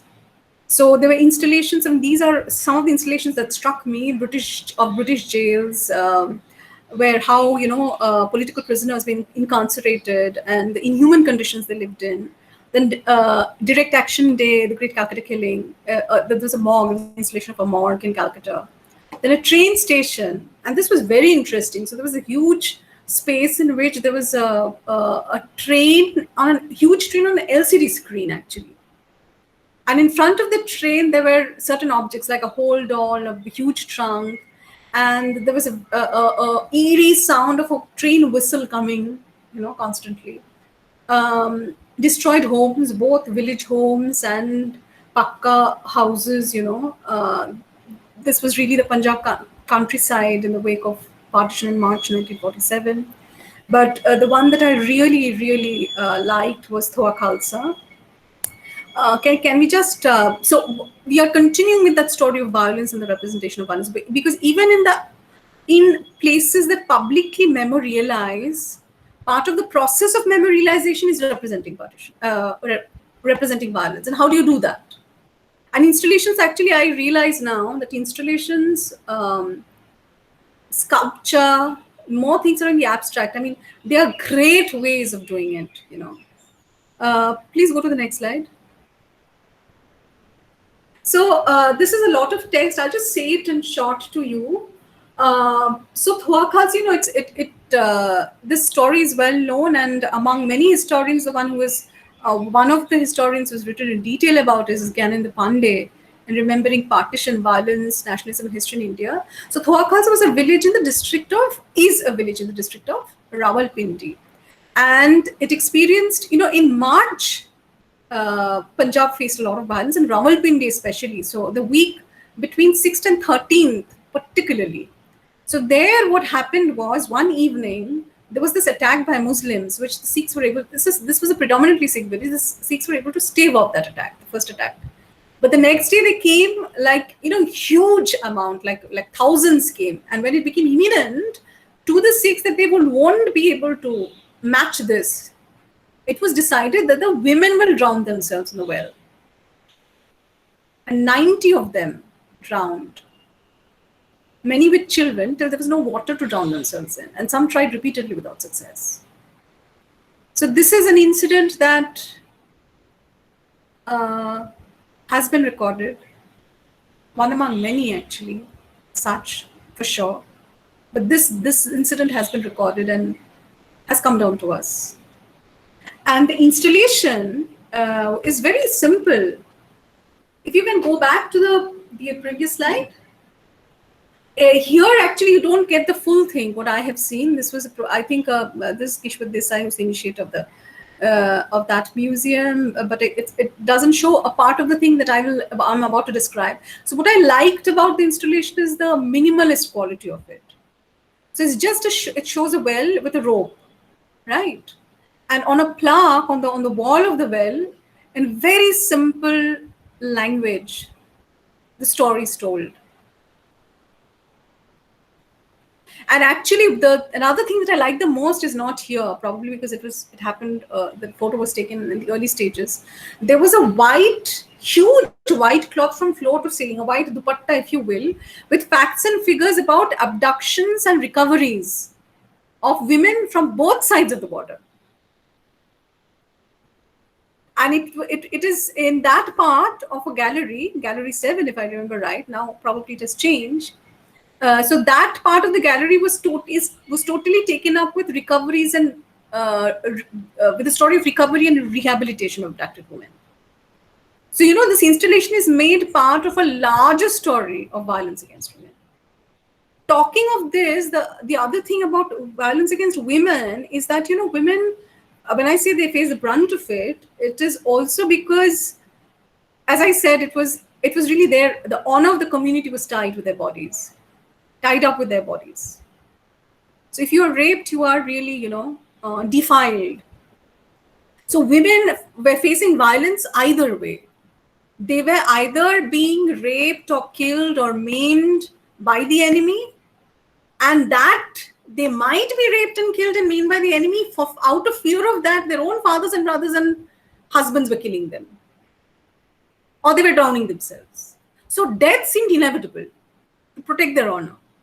So either honor killing or killing by the enemy. That was their choice. Actually, it was no choice. And those who managed to live, their fate was also very bad, because they were either abducted and sold into prostitution, or abducted, and some of them actually started living with the abductors, got used to, and then they were by force taken away. Some of them had to leave their children. There was a tribunal, recovery and rehabilitation between India and Pakistan. They were trying to recover women who have been abducted, and at times they were forcefully recovering women and forcing them back to their families who didn't want to take them back. And some of them had settled with their abductors. Pinjar is one such story. Amrita Pritam's Pinjar. Anyway, please go to the next slide, and then so this is a very, very famous painting, Mataji, 1983 by Anjali Ella Menon, and understandably so. So you see this old woman sitting. She could be anybody's grandmother. She's sitting there. See the expression. It's one of infinite sadness and despair. You can also represent violence this way by showing the after effect, by showing the aftermath is also this infinite sadness and despair. Who knows what she has gone through? Who knows what she has seen, what she's experienced herself? But the face tells you that it could not have been something good. The way she sits, completely there's total abandonment in that. In the way she sees this, life has gone out of her. And the crow, of course, is a symbol of death. And she's sitting alone. There's such a forlorn quality about that painting. It became the cover of this very, very path-breaking book, Borders and Boundaries by Rituparna and Kamala Bhasan. The feminist turn in Partition historiography, that is the history of history writing, came only in the late 90s. And Bapsi Sidhwa, in a way, I would say, anticipated that, because it happened after her book came out, actually, Borders and Boundaries, Women in India's Partition, The Other Side of Silence by Ushi Butalia. And this was the cover of Borders and Boundaries. The shade, the color, the filter was changed a bit. I think it was becoming a little more pinkish, reddish, instead of brown. At least the one that I have, the edition that I have. Please go to the next. So in the Punjab Partition Museum, I was also very drawn to one of the things that my biggest takeaways was, the sketches of Sardari Lal Parasher, who was an artist, and he was at the time a partition camp commandant of Baldev Nagar refugee camp. And what he did was, I've given you two here, I want to talk about three, but I could not accommodate three in one slide. So I've given two here and one in the next, 2 slides down. So these two on the left is Small Comfort, and on the right is cheek. Cheek as in screen, the Hindi word. And there are actually some paintings by others which are very close in composition to these two. So like Pranath Margot's Mourners, which was in 1947, also is somewhat close to this. And Satish Gujral's Whale also has a, is somewhat close to cheek. But I particularly like these, especially Small Comfort. You see, it is a, so these women are basically sitting in a circle of grief, you see. Mourning, heads bowed. Cheek is obviously an agonized cry of a man. I just want to say, I read out the museum text on Parasher. See, these are just line sketches. It reminded me a lot of the famine sketches of Chitta Prasad and Shomnath Hoare. The others, there was an entire collection actually. Can you go to the next slide? So I'd just like to read out this text on Parasher. So there are stories that in the evening, Parasher would walk around the camp drawing in order to release despair, willing to do anything for the traumatized and grieving people all around him. Often only a few lines, sometimes on scraps and admins of paper. To this day, the sketches retain the same sense of stopped time, frozen glimpses of those whose lives had suddenly come to a halt. Very few are named, dated, identified, or signed. It was not a place or a moment where the particular could take on much importance. So go to the next slide. So I just showed you Small Comfort. A group of women form a circle of grief, heads bowed in mourning. Cheek, agonized cry for bony man. There is another one, agony, which is very close to cheek, in prayer, the image is not there, but in prayer, a lone bony man is kneeling to the ground, palms firmly clasped, eyes raised to the sky, and our attention is focused on the upraised neck, in a posture of utter supplication to God, to some power beyond human agency, praying to intervene, bring an end to, give succor to the unutterable pain and misery. So for me, these three prayers is basically somebody like praying really hard, desperately to God, whoever there is, that agency, to bring an end to it all. Partition, unbearable, intolerable reality. So these three sketches for me, Small Comfort, Cheek, and Prayer, I think are very significant because they convey the most inevitable responses to trauma, you see. One is seeking comfort in collective grief. Second is letting out one's agony.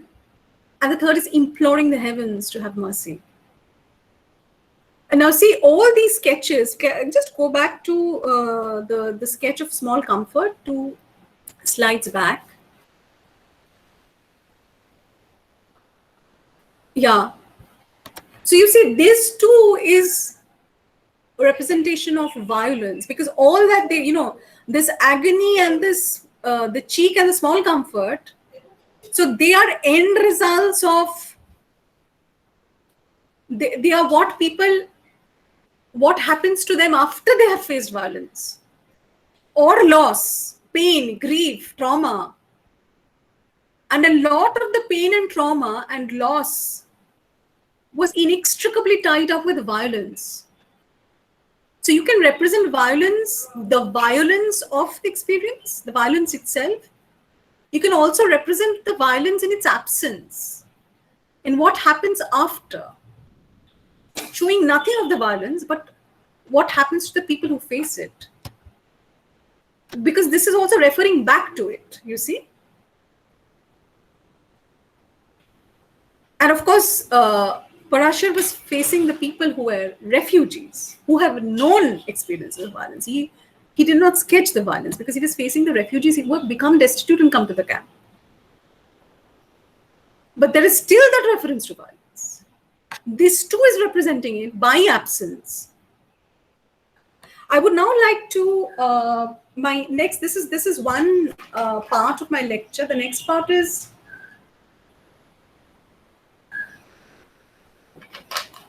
the next part goes from literature and film and art to museum. And I would like to talk a little bit about one of my great inspirations behind the project that I'm doing now, which is the Holocaust Memorials in Berlin.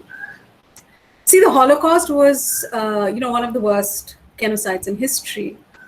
And of course, it doesn't really memorialize. There are many museums. There's Yad Vashem in Israel. There is the one in DC. There are several in Europe. The Jewish Memorial Berlin and this Open Holocaust Memorial. This is often called Memorial to the Murdered Jews of Europe, designed by the American architect Peter Eisenman. In a bright sunny October day in 2007, soon after I left my job and went to live in the Netherlands, visited Berlin for a very short time of 1.5 days, and there was time enough only for a walking tour. And we had taken one of those famous Berlin walks for our historical trip. So there are many themes to the walks. We chose the historical trip. It was 4 hours. And one of the stops was this open memorial. And I remember, I'll never forget that moment, that experience. So I had read books, history, and seen films, but it really struck me in a way that the enormity of the crime against the Jews struck me in a way that day that nothing else had before. So when you walk, I had, we were given half an hour, I remember, and I walked through these stele, as they're called. So just flat rectangular boxes, gray boxes, just thrown around, and of different shapes and sizes. It's open to interpretation, what you make of it. But it really hits you in a way. And it was the 60th year of Indian independence and partition. And for the first time, it struck me, why is it that we don't have any public memorialization of partition?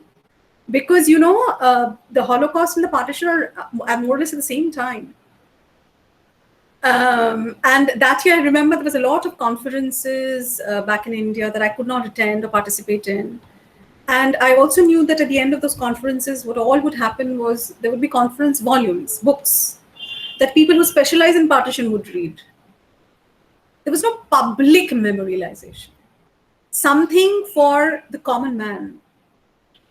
And I wondered, why is it that even after 6 decades, we don't have it? I did not immediately start working on it. Please go to the next slide. It was 9 years later, a good 9 years later, in the intervening time, I was very taken up with my personal life and its challenges, and starting off and trying to have a new career in a new place, etc. In 2016, and I did my postdoc, wrote 2 books, etc. In 2016, I started to think very, very concretely, started to, about just trying to do something here while I was still placed in Europe. And one of the things I wanted to do was I wanted to visit partitioned countries, other partition countries, and see how they memorialize their pasts. And my first stop was Berlin. The chief reason being it was closest to where I stayed, Amsterdam, and I was a small child, so I could not manage, 3 days was a lot. I had 2.5, not 3 days I took off on a weekend and 1 extra day. That was the maximum I could afford to leave my child behind, who was just about, I think, 4. And I did specifically, I went to study the Holocaust memorials, and this time there's one called Topography of Terror, which was the former SS headquarters. And the great thing about that museum was that it was the Holocaust story told from the point of view of perpetrators, not victims. Most Holocaust memorials are those told by, it is by the victims, stories told by the victims about their past. Jewish Museum Berlin was was an unforgettable experience. So actually it is, if you see, this is an aerial shot. The one on the right is the original Berlin Museum, historical museum, which was founded in 1933. What you see on the left side, it actually takes the shape of a blitzkrieg. You know about the Blitz, airstrikes during the Second World War. It was. This is actually an extension of the old building, the Jewish Museum. And it was designed, again, by a superstar architect, Daniel Libeskind, who himself has had a Holocaust connection, his family.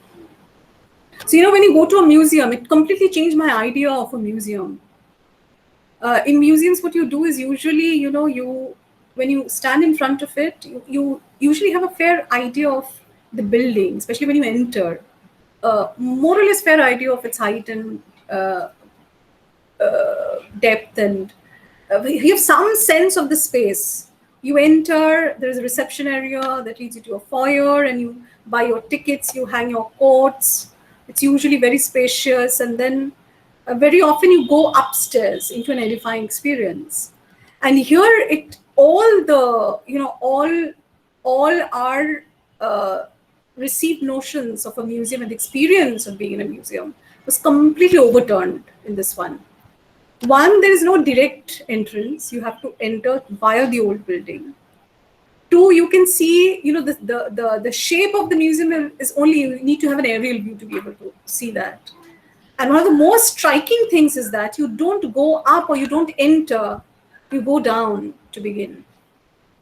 You climb down a narrow, dark alley of a staircase into a cavernous space below to begin. Now, it's almost like going down into hell to begin.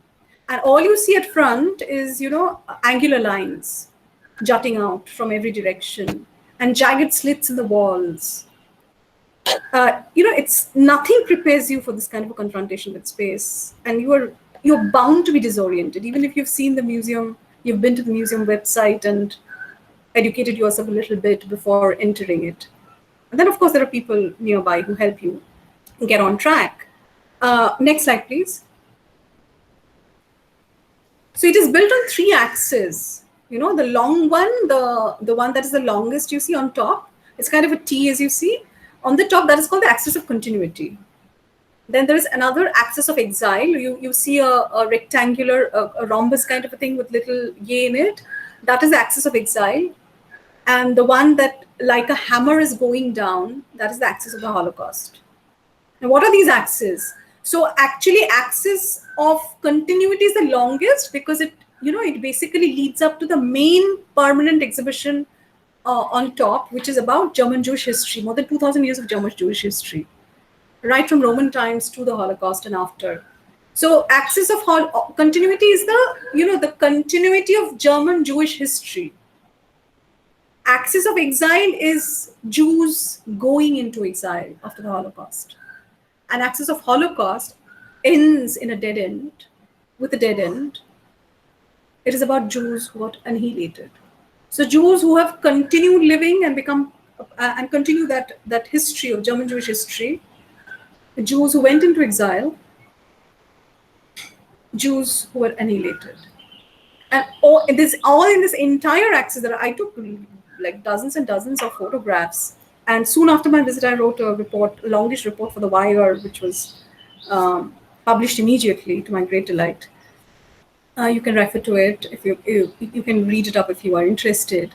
So I've just chosen 3 stunning features. So I realized that all along the axis you have stories, memorabilia of people who have been killed, donated to the museum by their friends and family.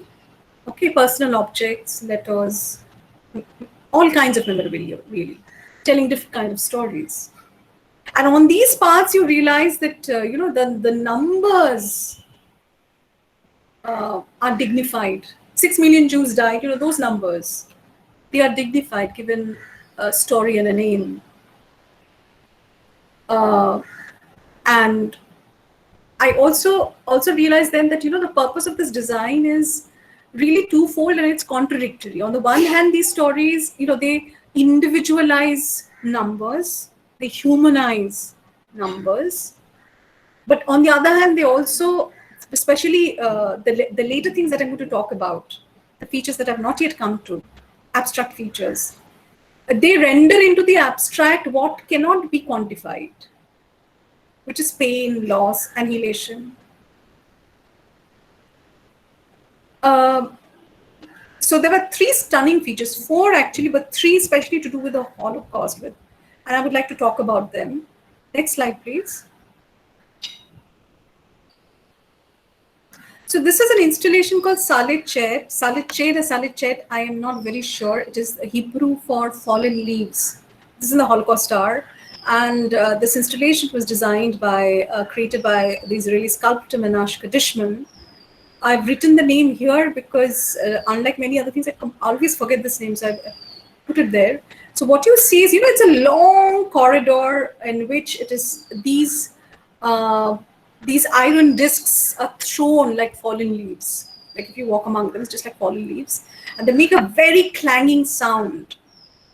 And the faces you see, there are hollows for eyes, noses, and lips. And they're all the faces are in silent scream. See, the mouths are agape. And no two discs are the same. So, this discs tell stories, which can't be described in words. Those silent screams of innumerable people who were done to death. Next. This is the dead end of the axis of the Holocaust. It's called the voided void.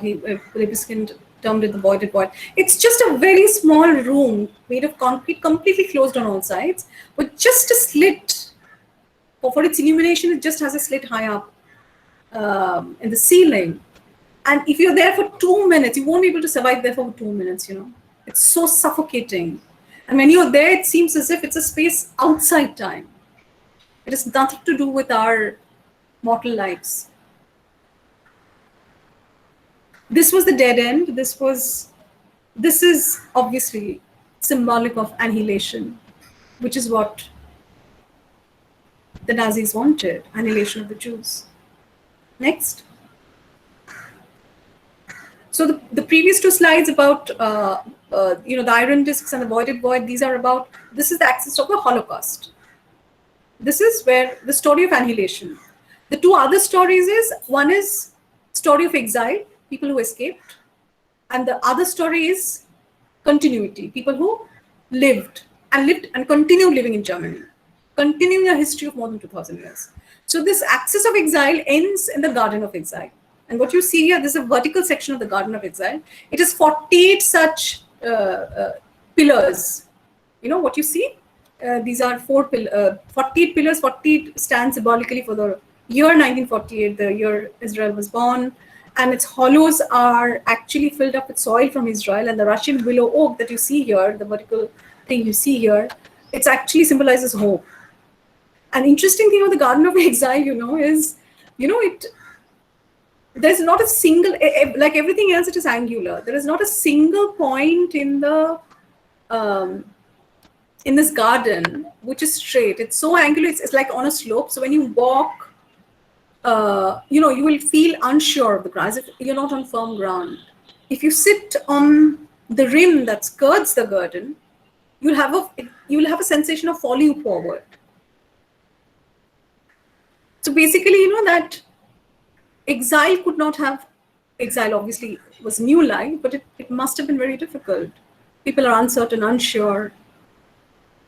And you need to get to the garden through a door that is very difficult to open, that almost does not open. So what I'm trying to say is that, the experience of the Jews is structurally inscribed in the design.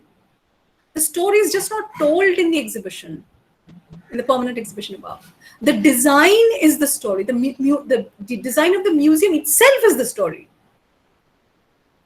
So it's inscribed in the design. That is the most powerful aspect of that experience. You experience the story. Next. This was the loveliest bit. After spending hours in those dark tunnels in the axis of the Holocaust. And okay, Garden of Exile was a breather, but the sukkah was such relief. Sukkah is Hebrew for tent. And this is actually, it's a kind of cafe in the main building, the older building, and it leads to the garden outside. And it is like everything else. The sukkah tent basically, the tent-like construction is meant to recall the temporary huts of the Jews when they were in the wilderness for 40 years after the expulsion from Egypt. It is meant to remember reiterate the fact that the history of persecution of Jews is a long one. It dates far back from the Holocaust. Okay, Holocaust was the most recent horrific instance, but it's an old one. And it's glass all over. It is a glass roof supported by 4 pillars and a steel net, and it's a beautiful view. And all that you go, this dull ache you feel while going through the museum is assuaged here, really. So there's a lot of hope in this, and especially in the fact that it is housed in the old building which has the exhibition of the Jewish history. So the point is that the continuity of German Jewish history, hopefully with a brighter future. So the reason I showed you all this, you see, this was one of my main inspirations about memorialization, how one can do it, or how it has been done, and there are so many lessons to have learned from it. The Holocaust and Partition are not the same. I mean, they are very different from each other. Everybody knows that.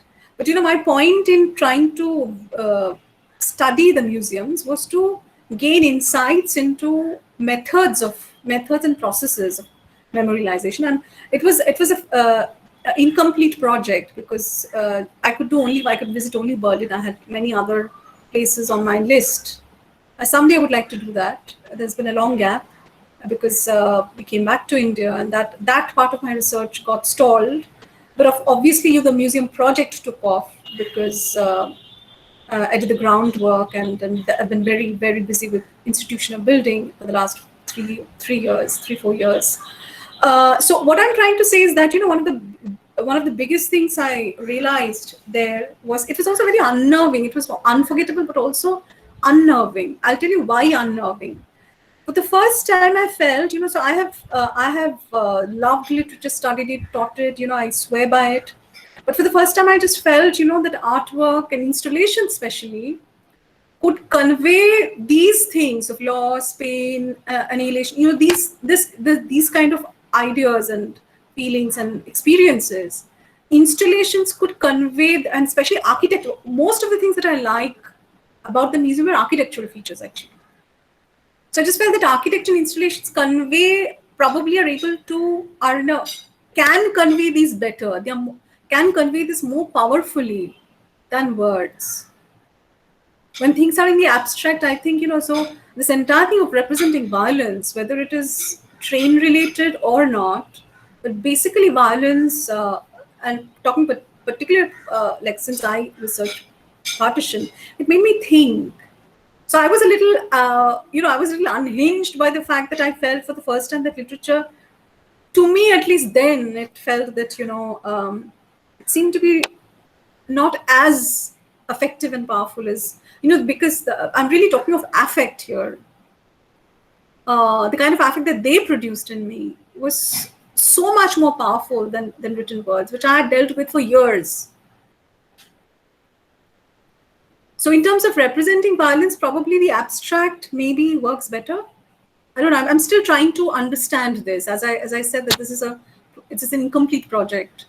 And in terms of understanding, in terms of doing work on the museum, all these have come together in my thoughts. Literature, film, history writing, art, museums, installations. So all the examples that I've shown you, starting off from the novel, I was just trying to, just lay before you some of the ways in which it has been represented and memorialized, because memorialization too involves representation.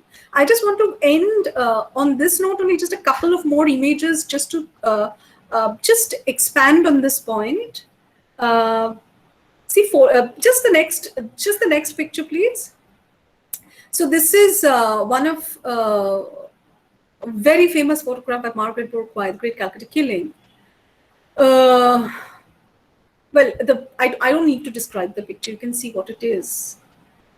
See, this is about dead bodies, and especially vultures feeding on it. Go to the next slide. This is what is happening when people see it. I'm not saying this is these these two images are of the same day or same place, but they are the part of the same experience. So a photograph, which is supposed to be the most accurate representation of reality, in one you see vultures feeding on corpses. That is all. That is recording the event and its aftermath.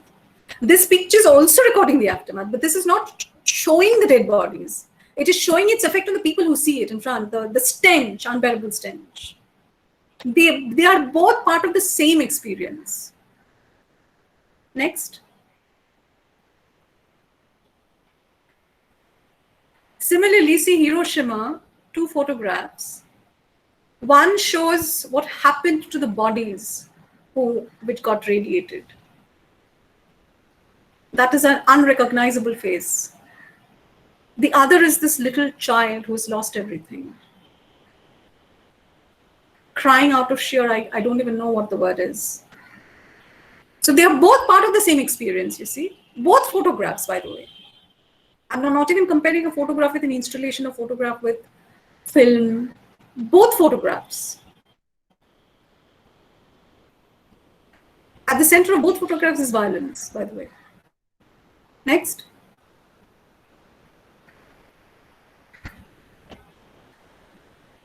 So this is Cambodia, the genocide that was perpetrated by the Khmer Rouge regime under Pol Pot for almost 4 years, 75 to 79. And you see these skulls that have remained. The next slide is also, there are two more slides. See this, the last two I have not named. See this two. Do you find any difference between the two?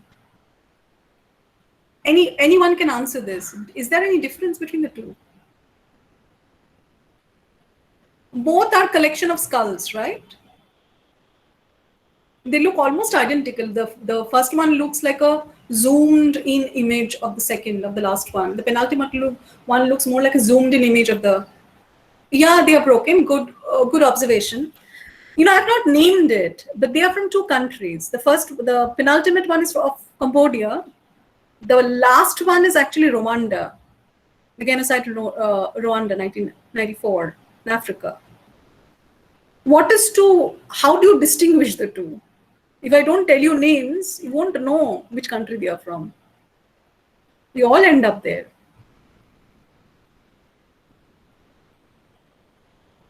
So this entire, as I told you, I'll just end where I began. This was not a talk or lecture. It was just reflections, and a lot of it still very, my thoughts still, I think, half-baked. But this is something, representation of violence is something that has preoccupied my mind for a long time. That was not the subject of my thesis, PhD thesis, or even my postdoc. But over a period of time, ever since I've started working on this project, on the museum project, I have thought a lot more about violence and its representation and memorialization. So I've just shared some of those thoughts with you. Thank you. And thank you for your patience in listening for such a long time. Ritu, maybe you should turn on your video. That's right. Thank you so much. Are there any questions? I know it's been a long talk, but I'm sure there would be some questions, some observations, if not anything else. We could begin with the teachers who are here. I think, if you could unmute yourself and just post your own question, perhaps that would be good. Are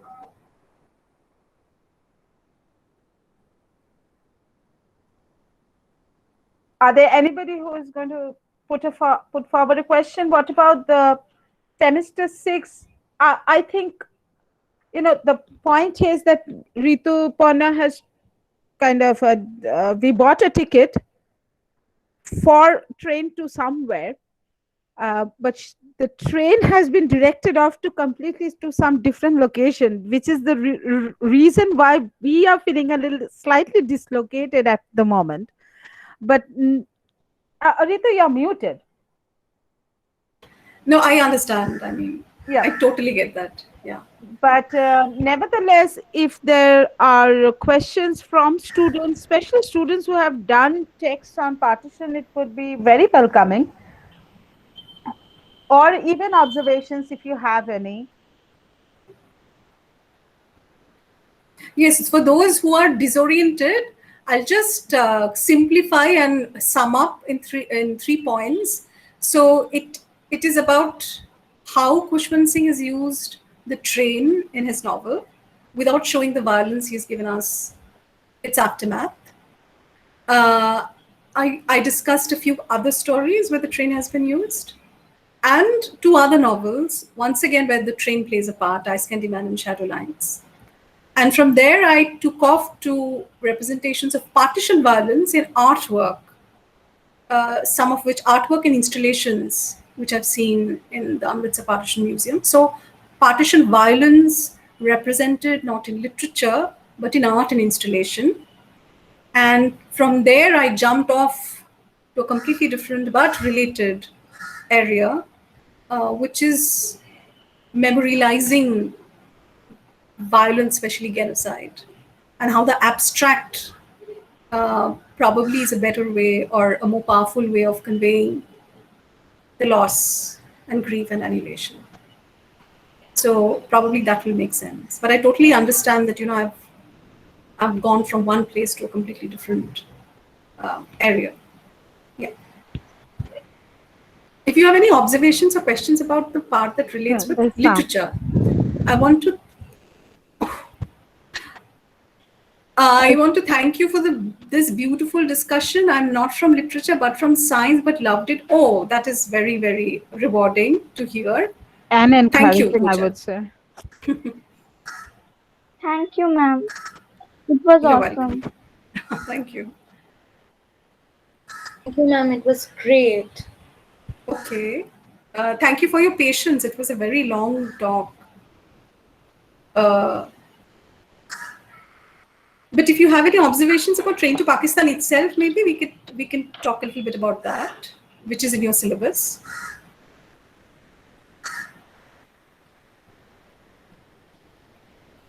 Yes, ma'am. Actually, Yes. actually, you have actually told that how the trains and the symbols of the trains, how it is important throughout the partition, not throughout the novel. Like it was Yeah. so much informative. It was so amazing, and I loved it a lot. Okay, that's wonderful feedback, but I'm still waiting for some questions if there is. Thank you very much for your feedback. Am I allowed to intervene? I am Yeah, actually an absolutely. intruder over here. Absolutely. Yes,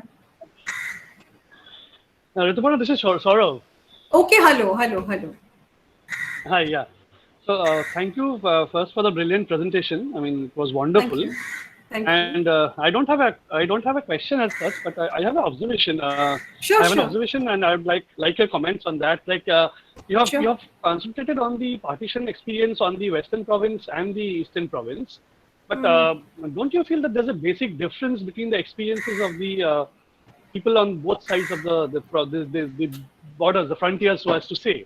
Because you see, if you go by Benedict Anderson's definition of a nation as being a group of people that think and feel in the same manner, India and Bangladesh or Bengal, unpartitioned Bengal, was a community of a similar-minded people with similar culture, except that they had different religion. But on the Western Province, we had people divided. I mean, the country was divided on a communal line where not only the religion, the culture and the customs were also different from each other. So the partition of Bengal, there is actually a nation which has been divided into two states. But in the case of the Western Province, it was actually two nations or more than two nations that have been divided into two states. So do you find a kind of a difference in that sense? Thank you, Shora, for your observation. Yes, this is, for most of the presentations and talks that I've given in the last 4 years, I have concentrated on that point, which is the differences of Punjab and Bengal partition. Today, actually, I've not talked about Bengal partition at all. Since my takeoff point was Train to Pakistan, I have talked, and as I told you, in 1947, the violence was primarily in the partition. It's not that Bengal did not face any, but compared to Punjab in 1947, it was relatively less.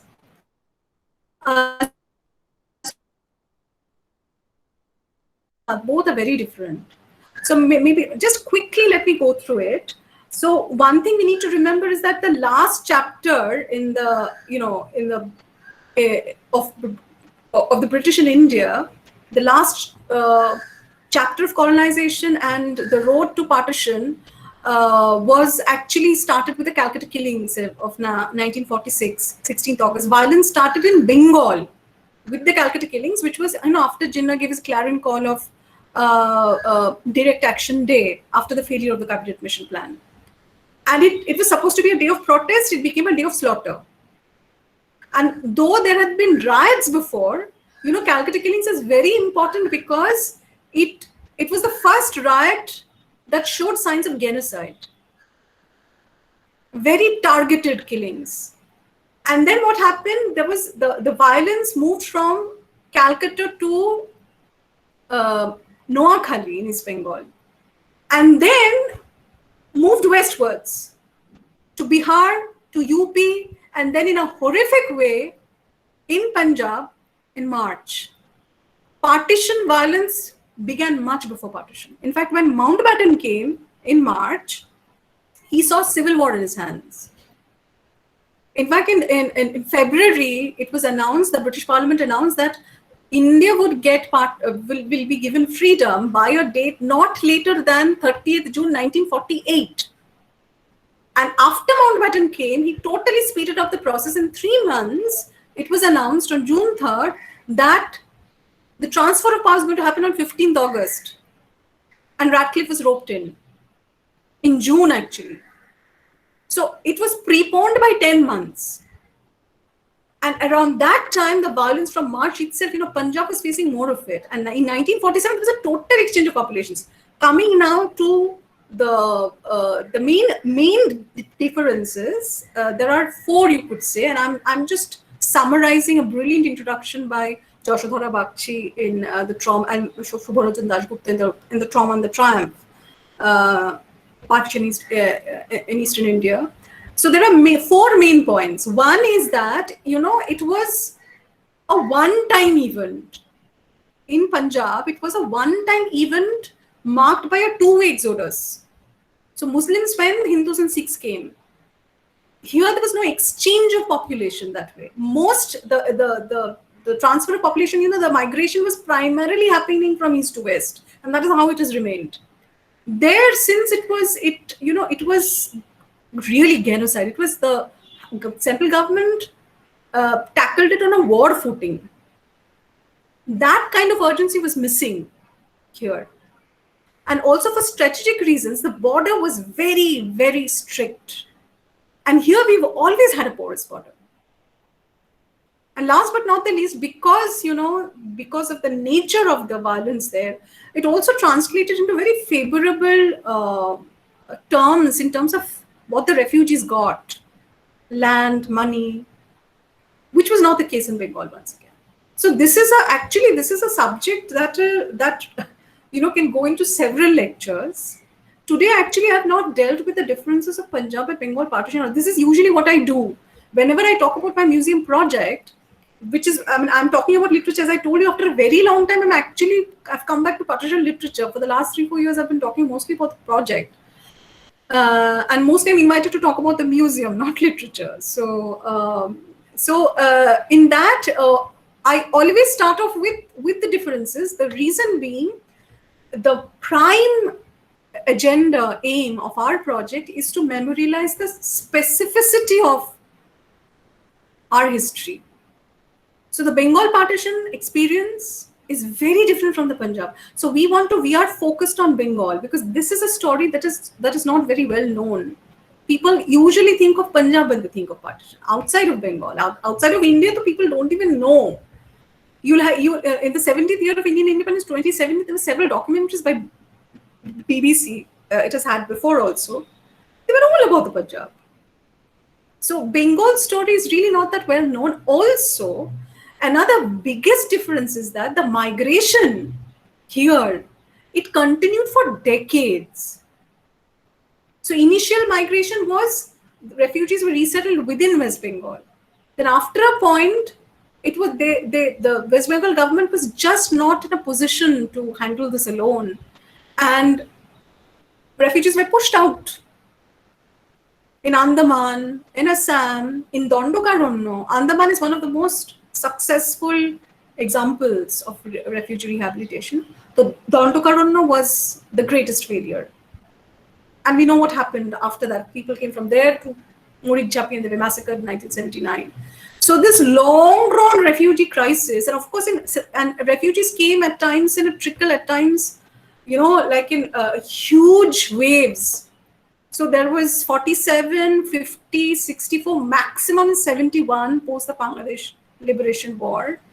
And also after that, so there has been continuous migration because the border is porous, which is not the case in Punjab. It has a sealed border.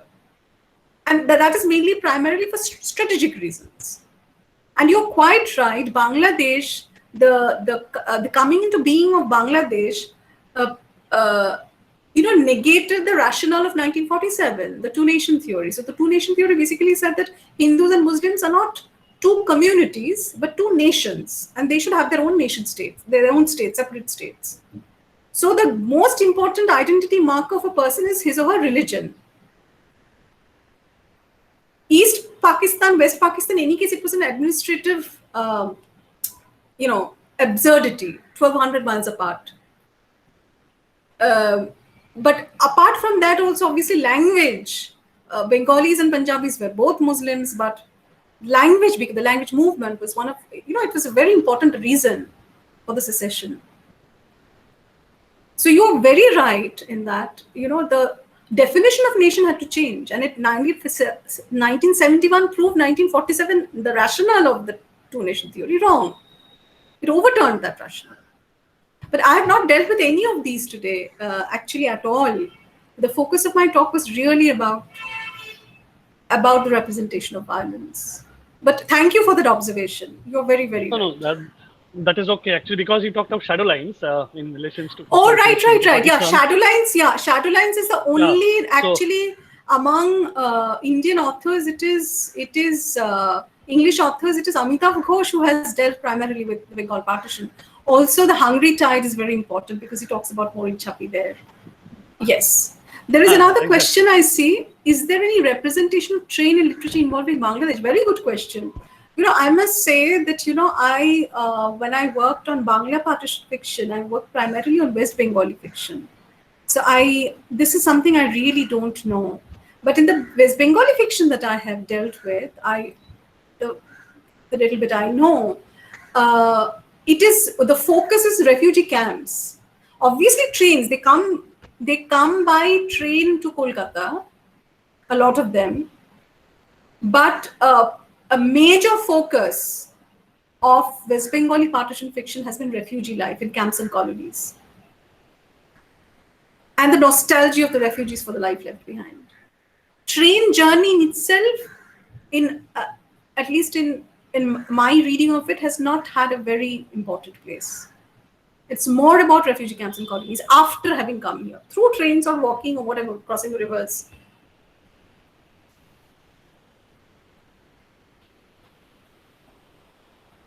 Are there any more questions? Devashree Basu is here. Oh, acha. Hi, Devashree. And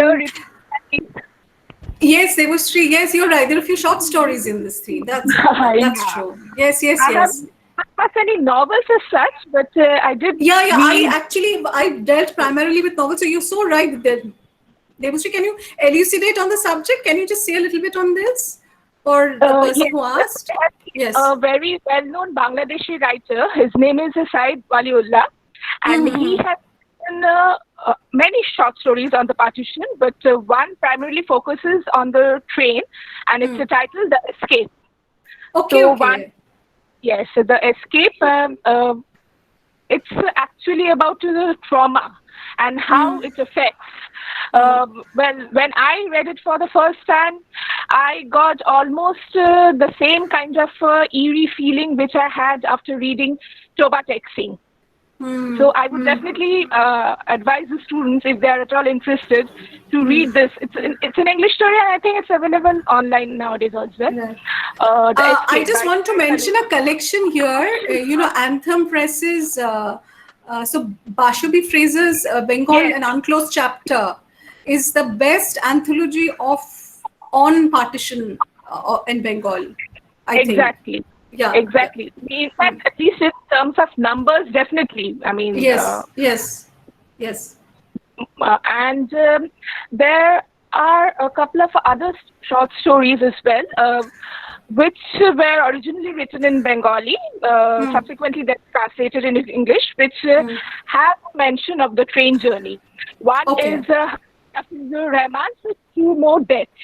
The Bengali title is Aro Duti Mrityu. It has been translated twice by Devjani Sengupta as well as Niyaz Zaman. And there's also another, actually it's not a story, it's basically a novel, but a section of that novel has been translated into English. The author is Selena Hossain. And the title of this excerpt is An Evening of Prayer. That also mentions a train journey. Okay, thank you so much, Debushri, for that. Yeah, thank you so much for that. Some of the names which came to me, I mean, just from when Prarthana Roy, she asked about literature involving Pakistan. Right. Bengal and East Pakistan. Yes, I should have qualified that in my reading of novels, the major novels, the major novels are really more about refugee life after having migrated. Yes. Thank you so much. Actually, if there was no pandemic, which is the new trend, we would have, as Ritu knows very well, that we would have had a proper partition webinar or something, because I happen to know both of you pretty well, Devasri and you, and your work rather, not you. Yeah. I know that differently, of course. And I'm very used to meeting Debushri in these events, She's so sweet. Yeah. And she, since this is something, because I was there when she was presenting her PhD seminar, which is why I know exactly how detailed is her work and how intense is her work. And I happened, and my initiator into partition literature was you. So I would have really liked it if it could have been arranged differently, but I certainly think it was it has been quite an epical talk, Rituparna. I don't think we knew what ticket we were buying, and and also I really appreciate the amount you shared of things which are obviously outside books, and the previous we are having these talks almost one on top of the other, almost it seems like that, because the ways a semester moves, at first the students, they do not know, they have to be initiated. They are quiet today because they have been a little bowled over maybe, but they themselves did excellent presentations on Basti, which is novel, which does everything, as you know. It kind of takes you through partition, in and out, nation forming, and they did it very, very well. So it's a platform in which I must congratulate them for doing so. The entire department is here. Most of them have been through it. But I think I appreciate not only your initiation, but even the previous day, Debapriya Basu of Jadavpur and IIT Guwahati. She too shared a lot of research material and a lot of research research-oriented paper. So I do hope, and there are a lot of very hopeful students out here, very interested. Many of them are SEM 2 who are here. Many of them are SEM 4, but they are still here to hear your talk. They are not doing partition, as you know. That is heartening to hear. Yeah. So Radha Pratna is SEM 2, incidentally. Okay. So I do hope that the kind of initiation into proper research which Debostri shared absolutely everything in her talk also with the same group of students. So I do hope they also understand, which is, I hope this is not for knack, this is not for marks. This is also because we do want students to understand that studying is not for getting the ultimate grade. It is and it isn't. You also need to move on and beyond, and there is much to do. There's much to do. I do. And Oh yes, this is, like partition literature has achieved, like has got special attention now with this core courses in undergraduate studies, but there's still so much to be explored, really. so I'm sure that that's going to be very encouraging because you all would be things to look up to for them. And thank you so much, Rituparna. That was so very generous and so very good of you to take us into this journey, which we to the unexpected, not Right. only to the partition but to the You got derailed actually in the way. we got derailed. Yes, that's right. We got derailed, and we don't mind. We are getting up. We are kind of dusting ourselves. We will Yeah. dust our. But on that note, on that dusting of note, there is a feedback link, and there are many. We also have friends out here. Many of them teaching in state university colleges, affiliated colleges. So the feedback is a little not really very worked out, but it is both for students and teachers. Please do not feel offended, but do give us the feedback primarily for students, but also for the teachers. And in case you really you need a certificate for this, then I would request you to put in that feedback. In that case, we can issue you your certificate too. So that would be maybe you would like to copy that link from the chat box which is there. So thank you, Ritu. I know you have loads on your hand. No. Yeah. This was a pleasure. This was a pleasure, and thank you everyone for your patience and uh, for allowing me to share my work. Yeah. And I do hope that you enjoy. I know the word is not right, but I do mean it. When I say I hope you enjoy the literature, as in that you মানে মর্মটা বোঝা সেই অর্থে, that let this be an initiation into it. So we compartmentalize literature now. So there are sub-genres, you have American literature, you have African literature, you have literature translation. So we compartmentalize, but all of it is literature. And partition literature is a particularly rich and powerful body of work. So I just hope that this series of lectures nudge you, persuade you to dig a little deeper into it. Thank you so much. Bye. Yeah, and we would like to link to your partition museum, of course. Yes, sure. It's just kolkatapartitionmuseum.org. Thank you so much. Yeah, Yeah. if you just All the best that's with it. it. Yeah. Thank you so much, Shati, and thank you, students. Thank you, Bye. students. Yeah, bye-bye. So once again, those who are here and you would like to, Debasri, thank you so much, dear. Uh, but if you would like to give in your feedback, please, that's the link. And students, I would ask you to copy that link and give the feedback as usual. And on that note, if there's nothing more to be said, I think we should just be leaving. So when you're all gone, I will switch off the room. Have a nice day.